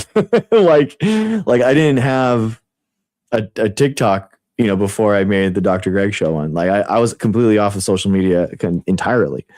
And so I'm like, I came to the realization, it's like, well, if I'm not there, if your voice isn't there, then your ideas aren't there, then you're like, social media becomes kind of like your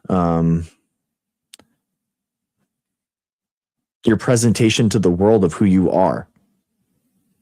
Do you know what I mean? It's like, it is like the showcase of like who you are. So that's why, like, I might do this, and like, because like I want like scientists to have more of an influence in society, and society is influenced by social media. So therefore I'm on social media to do this. I wouldn't have social media otherwise. I don't particularly like it. Like after 2016, Trump got elected, I came to the crushing realization that the capitalist mode of profit and eyes on screen was being circumvented by hostile third-party countries that were taking over my elections.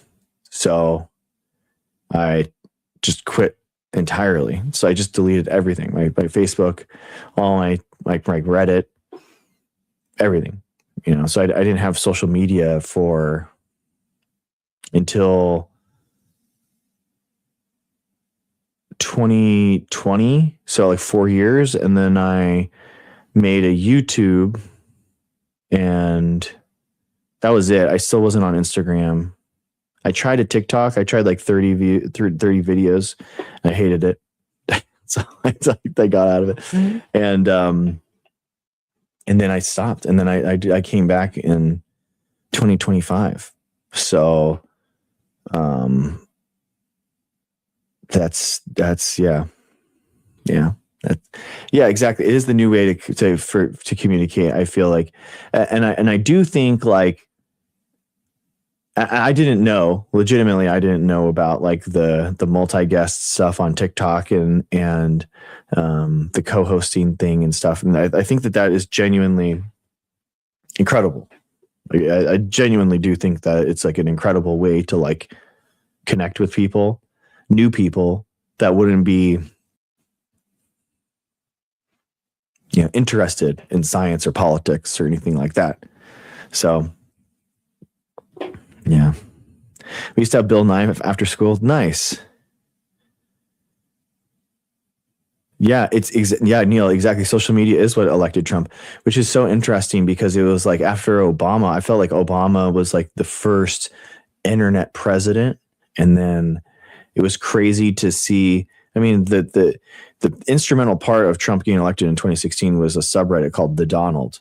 And The Donald was ran by Eastern Europeans that thought it was funny to elect an authoritarian in a democratic state and created propaganda in order to try to sway the election, and it was successful. So it was crazy if you were around Reddit during those times. Yeah, Gio, exactly. Yeah, social media has collapsed critical thinking skills and amplified conspiracy thinking skills. Yeah, I think that it removes free will from people. They're literally not capable of using their ears and their eyes in order to form their opinion on things, and they have to have it confirmed by their algorithm in order for them to believe it. So they have no free will now. It's very, very bad.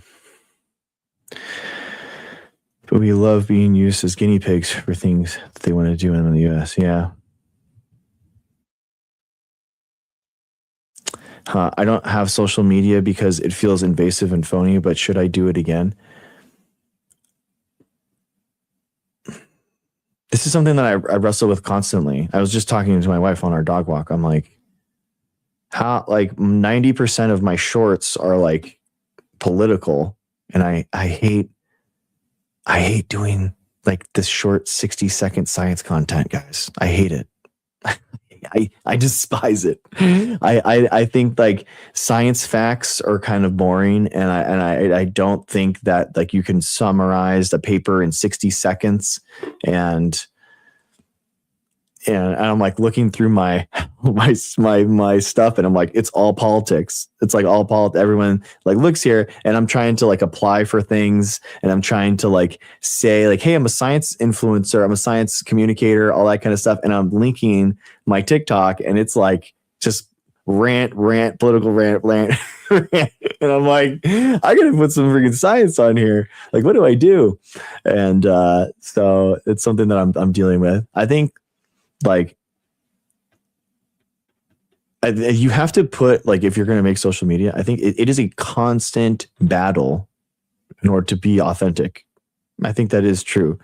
There's like, even when I was brand new, like 5,000 followers, I had someone that was like, well, you ruined your perfectly good science channel with started talking about politics. Like, oh my gosh. And then I just get constant contact, like, about that, or, I'm not a doctor, or, constant like belittlement and stuff. And you're constantly like dealing with that. But if you're putting out content that is authentic for you, like who you are, I think that's like the best thing that you can do. It's like, cause it's just, I put out what I want to do, like what I'm interested in. And sometimes it's like, I'm playing the piano. Sometimes I'm working out. Sometimes I'm doing jujitsu. Sometimes I'm, I don't know other than that. And I think it was funny because like the guys that I was reviewing my debate, I was talking to them, and they were like, you got to change. You would be more successful as a persuader. You'd persuade more people if you like went on a blank green screen.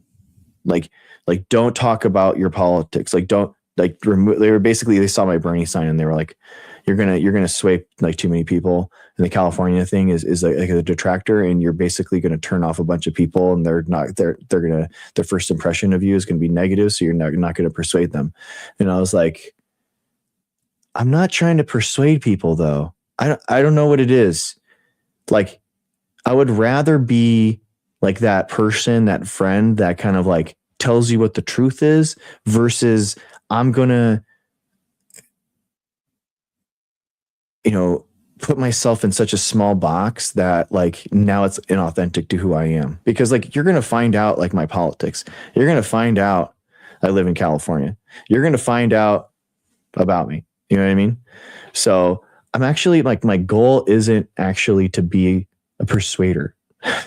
It really isn't. It's kind of like my goal is try to be your science friend. That's like your scientist friend that you can ask and get a good question or answer to, and so, but like my personal, I have a personal Instagram that's like for my jujitsu friends and stuff like that. That isn't like the Dr. Greg show stuff. And I'm like, doing more about like, my Valentine's Day post with my wife, or, stuff like that. I try not to put my kids' faces on the internet, but I talk more about that kind of stuff there. That's just kind of like what I do. I don't know. Who cares? You rock. Thank you. Dude, Maiden, you are 100%. Algorithms show like-minded conspiracy theorists to validate beliefs instead of making them outliers. I 100% agree. Maiden, my goal right now, I need you guys. I genuinely need your help. I'm going to clip this. I need your help. I need every single small to medium-sized right-wing podcast that you know of, put it in the comments here. Tell me what it is, because I am going to go on these podcasts. I am going to go on a algorithm tour, and I am going to invade these right-wing algorithms, and I am going to be everywhere. I'm going to be everywhere in these algorithms. So please give me your podcast recommendations if you want to see a scientist ready to debate going on right-wing podcasts. So please let me know. Thank you.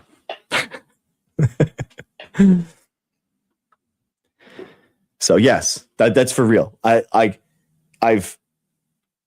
tried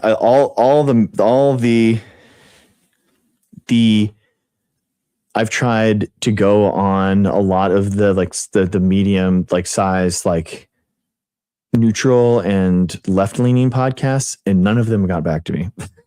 So it's I don't know what it is. I have no idea what it is. I will give it to right-wing people. They are way more willing to have discussions with people that they disagree with. But I don't know why left-leaning people don't want to have a science communicator on. I don't know why. Genuinely. Maybe they think that science is boring, that it's oh, you're going to be just talking about something. I don't talk about science that much, so why would I have you on? I don't know. I have no idea. It's it's infuriating to me, though. It's infuriating to me. But right-wing people seem way more inclined to have me on. And the number one way I think that we as a scientific community can make a difference is by going in and messing with people's algorithms and going and invading their algorithms. That's what I think. So I think I'm best there anyway. I think honestly, I'm sad that left-wing people don't want to have me on. I don't know why, but right-wing people seem to be more inclined to have me on, and I think it's more of an interesting conversation anyway. So I don't know, guys. I'm trying here. Yeah, exactly, Neil. They don't care about it. They don't exactly.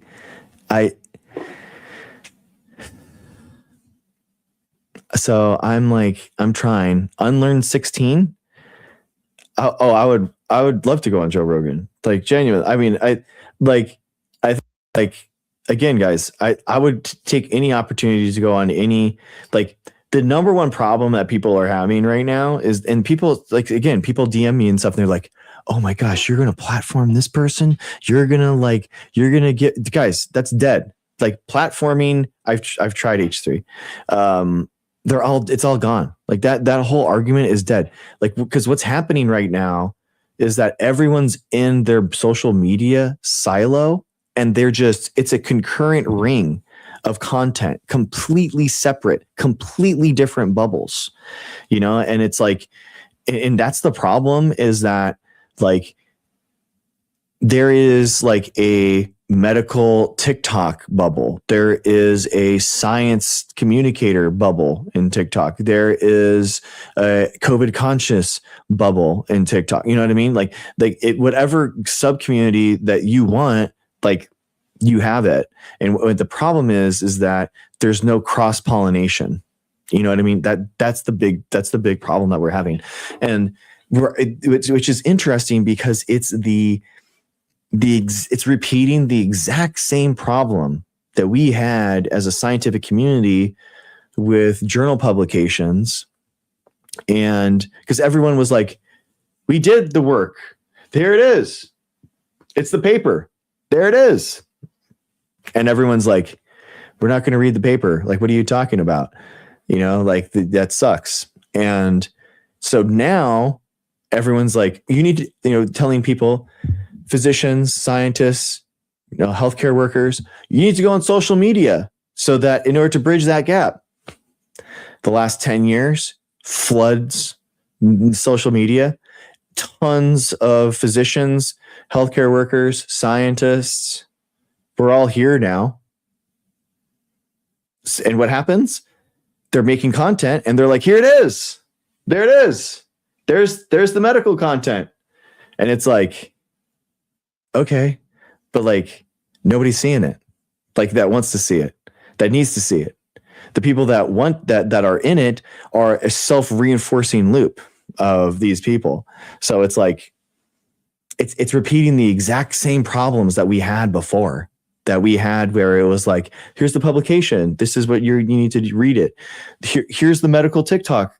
You need to read it. And it's like, nobody's having those discussions. Nobody's like no physicians are like going into these debate channels or something and like having these discussions.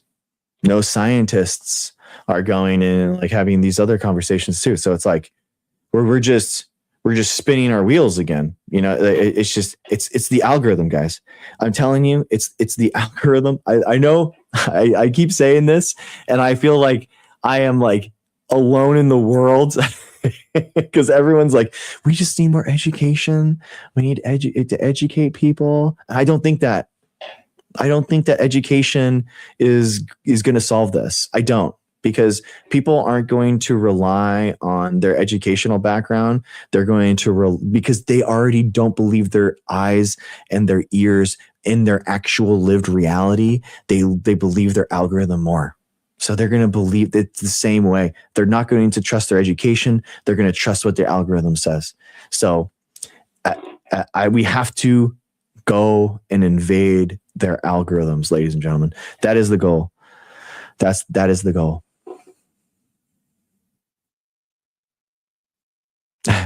Yeah, Marcus was amazing.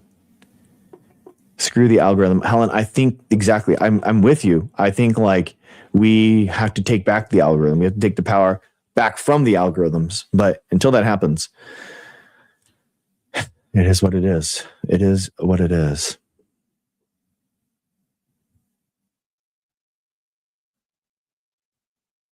Nice. Yeah. Hey, Maiden. The right focuses on science and healthcare and medicine, while the left doesn't think those are political. Yeah. Yeah, exactly. Yeah, I mean, that's a really good way. I constantly have to tell people, it's like, no, science is political.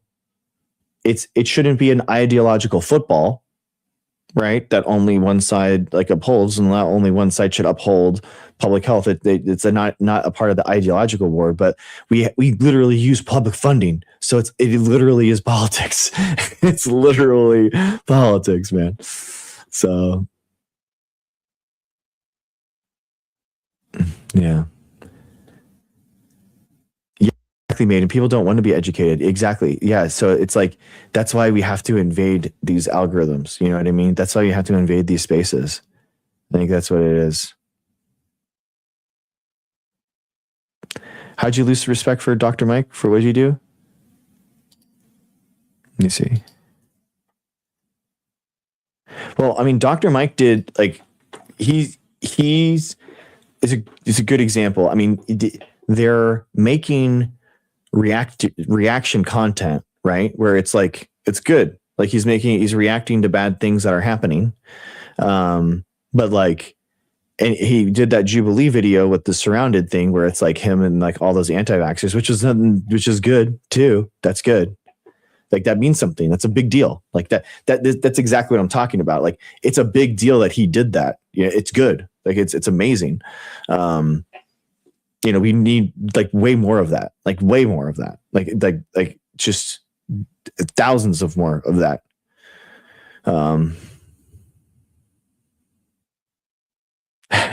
Make it back. Yeah. How do we take it back?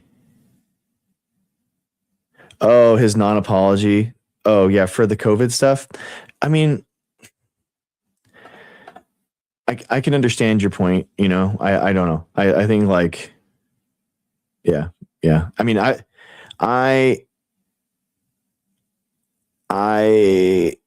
was way conscious, you know, during COVID. You know, but I don't know. That's just what it is. I mean, it still is happening. Don't get me wrong. Like what I'm talking about is like the first 2 or 3 years. But like it's still a pandemic. It's still important. But I meant like during the first like 2 or 3 years, and that's what you're referring to. But yeah. Yeah, man. I don't know. I can't get over the idea of we have to do something different. We have to do something different. So that's why hopefully the Jubilee hasn't gotten back to me. They were supposed to be meeting with me this week, which is amazing. And then Modern Day Debates wants to do debates, which is good. But I'm just basically going to throw myself into whatever right-wing space will have me. And that is my goal. But to the last like couple months, I've been trying to like make the podcast circuit on anywhere else, and it hasn't been working. So, yeah, we'll see. We'll see.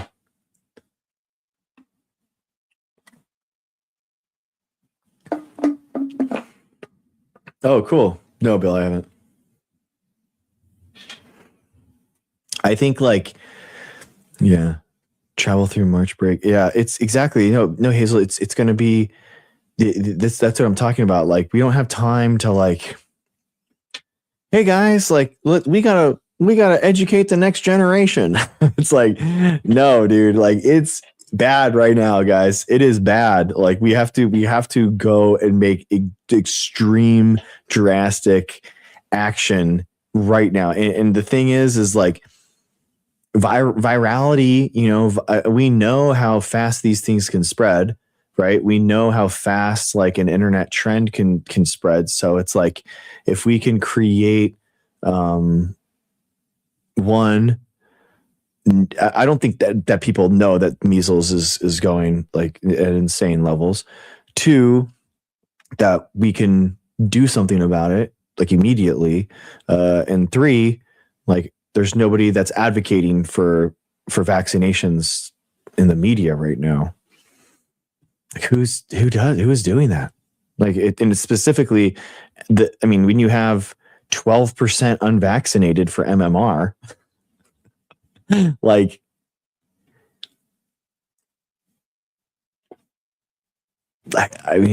Jesus, come on, man.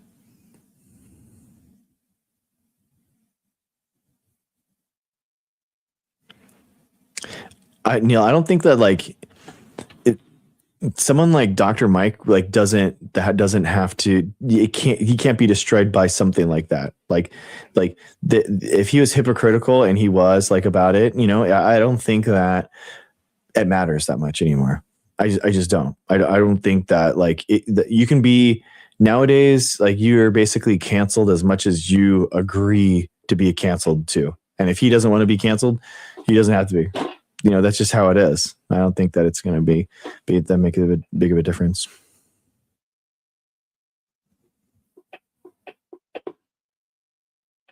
Yeah, Annie, I've tried to add MAGA stuff to my algorithm. I've tried to follow those. I tried to like and repost and not repost, but like and favorite. All the MAGA stuff that I see in my algorithm is just like, no, it's not. That doesn't. Nah. I'm like, what in the world, dude? So yeah, it's like it just knows. It's like no, there's no way. Yeah, I'm not reposting. I'm just liking and saving to see like to try to push it. But yeah, it's not coming up. Not coming up. So. But yeah, sorry, I was going through in my brain. I was like going through all the ways. Like normally, in order to really push something, you like, repost, and save all 3. But yeah, I don't repost MAGA stuff.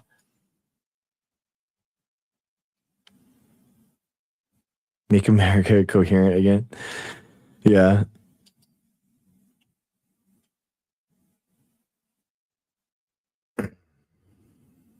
Yeah, it's all good. Make America coherent again. I know. I want to have like a Mavis shirt on when I try to go. Yeah, for sure. Yeah, Annie. I that is my goal. That is my goal, to try to go up onto these like MAGA channels and stuff. Oh, really? Really, Maiden? Europe published, I think, in 2023-24 that they have identified measles mutating, impacting test accuracy. Huh. That's interesting.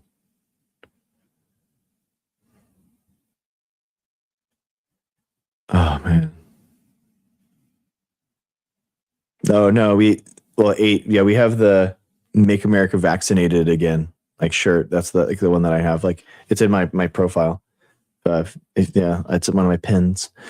That's the because that like gets people to be like, what? And then you're like, oh, okay, oh. Yeah, Annie, I'm just gonna try to like go on to. It's better, honestly, to find long form content, like have those conversations in long form anyway. So like talking 2 to 3 hours on like something is way better than kind of me reaching out to like TikToks. It's so bad. Hey, what's up, Whitey? It's so bad. Like messaging someone out of the blue on TikTok is near impossible. Like I get hundreds of messages a day as a small creator, like hundreds a day. So it's like, I can't imagine anyone like that's bigger and stuff on it that actually has a bumping like podcast. It would be so bad. It'd be impossible. So it'd be impossible.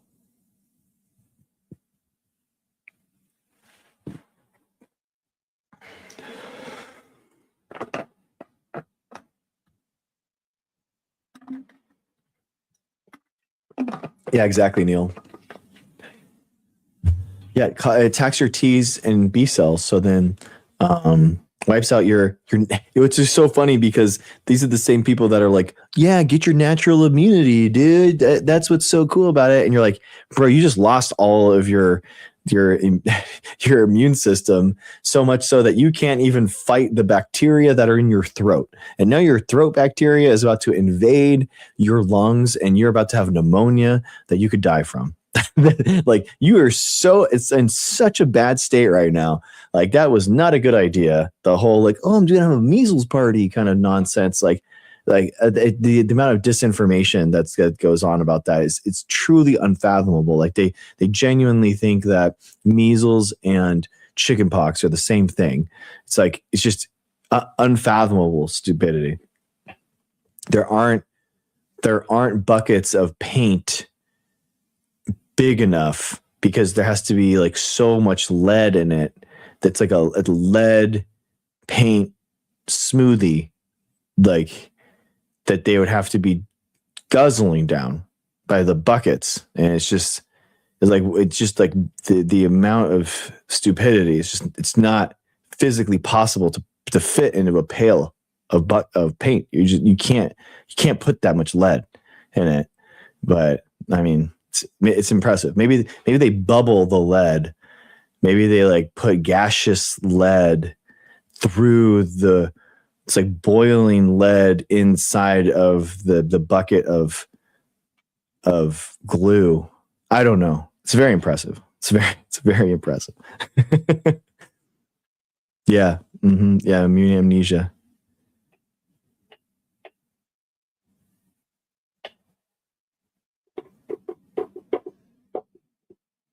You could do a reaction analysis to scientific discoveries. Yeah, I mean, that kind of stuff is interesting. You know, I just don't think like my production value is worthy. Like, you know, when I make those like science explainer videos, I don't feel like I'm like doing it justice, you know, for like what actually is happening. So I've had my own science like misattributed by like the local paper and stuff, and I've seen what they've written and I was like, what? Like that doesn't make any sense. And I hated it. So like I would never want to make a video that the scientist that I was talking about would be like, no, that's bad. So it's like, I feel like I'm better. You got to kind of like lean into what you're good at. And I'm good at talking to people I disagree with. So I feel like I just need to do that, and just kind of like go for that. Unlearn 16 class in session. I'll check it out. Unlearn.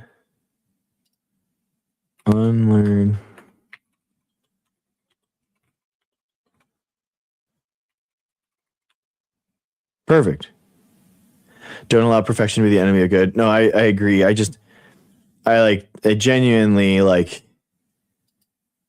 I agree. I understand what you mean. I like it, but at the same time, like,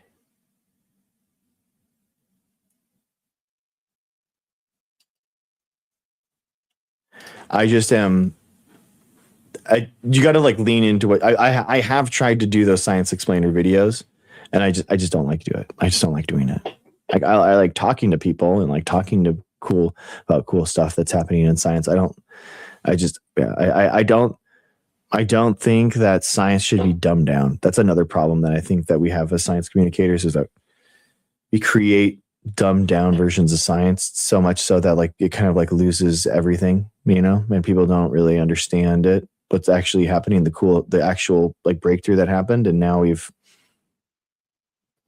that's not good either, Yeah,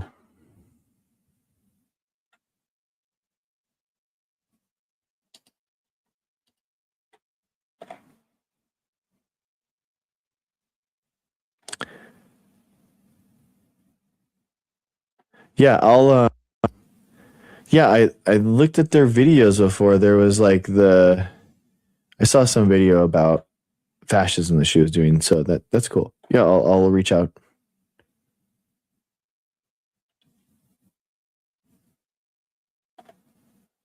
Cool. All right, guys, I got jujitsu in the morning. I'm sorry we went just like a rant. You guys got me on Mormon Wives of Housewife Real Life, and then we went into sociology, and then we went into meta science communication talk. I love you guys. Thank you so much for being here. Thank you for listening to me rant, I guess. Sorry for the late start, but honestly, we had like really good conversations. So I'm actually, once we got like those, I was kind of like, I'm going to just clip that and put it up on YouTube. So I'm happy about that. And we, you know what I mean? So like, why keep pushing on, we got it, so that was good. Wasted time television. Oh, thanks, Deanne. Thank you for coming in. Oh, thanks, Neil. I appreciate you, man. Love you, dude. Thank you. Thank you for Neil. Neil is a fan since the peer review. When I was talking to you guys about the 2021 stuff, he's all the way from then. So I think that it's so cool for you to be here, man. I appreciate you. Thanks, lolcow clips. Thank you, guys. Thank you, Maiden. Thank you for being in here. Appreciate you guys. I think, yeah. Thank you. Appreciate you. And oh yeah, Thursday night. Maybe we'll do something. We'll do something. Oh guys, before I forget. Oh my gosh. I keep pushing it off because there's other problems, but I was thinking about, guys, this, we're going to do this. We're doing the Dr. Greg Show Awards this Saturday. We're going to do them. I keep having to put it off for whatever reasons, but we're going to do it regardless. It's my bad. Vote.drgregshow.com. If you haven't voted already, vote.drgregshow.com. And that'll be it. yeah, we'll get. We're almost. We have like 30 submissions, so it's good. We have a good amount of. We have got a good amount of people voting, but I just want to give everyone the chance to vote. So yeah, vote.drgregshow.com. And let me see if I can find this. Oh, stop, dude. Stop, Neil. Thank you, man. I know. And yeah, Marcus too. Yeah, dude.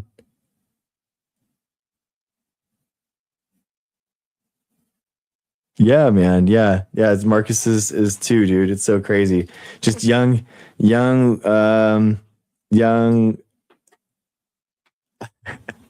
student whippersnappers trying to get through the pandemic together. Yeah. So anyway,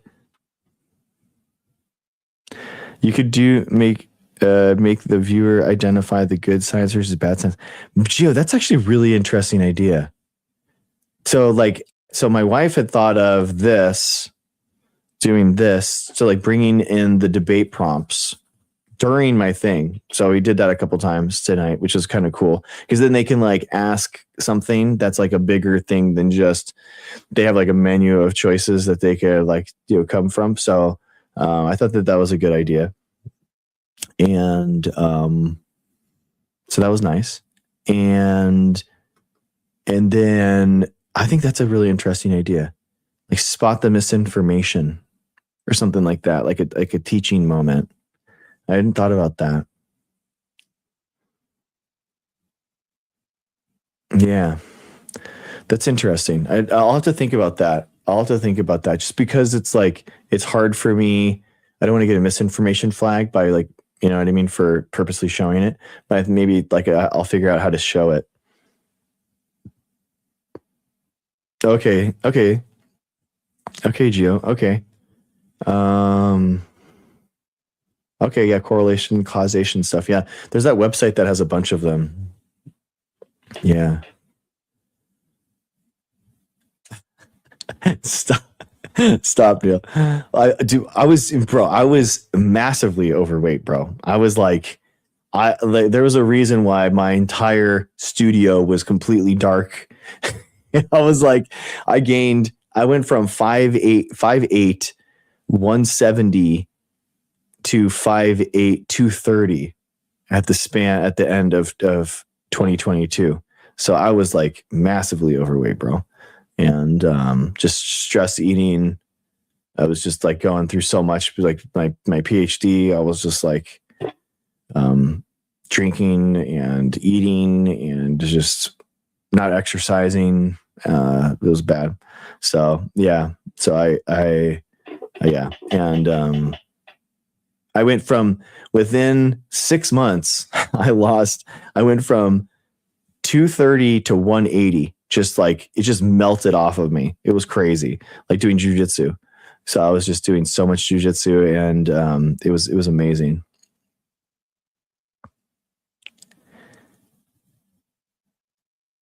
Yeah, dude. Yeah, Neil. The stress eating is seriously so.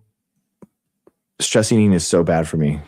You actually got back into shape during COVID. That's awesome, Gio. Yeah, dude. The people that could do that was very impressive.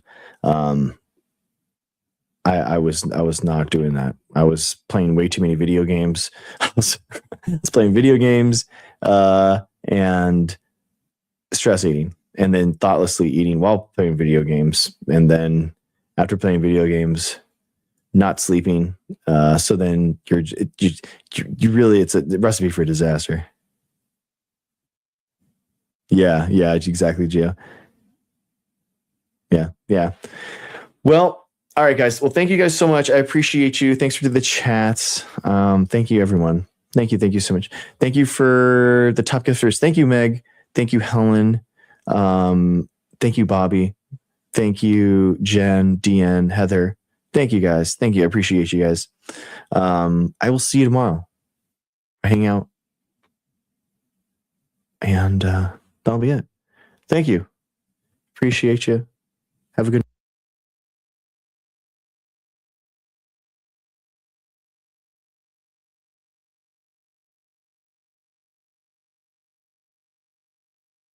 Thanks, Concrete. Appreciate you. Thank you for the level up Sparks. That was like a cake.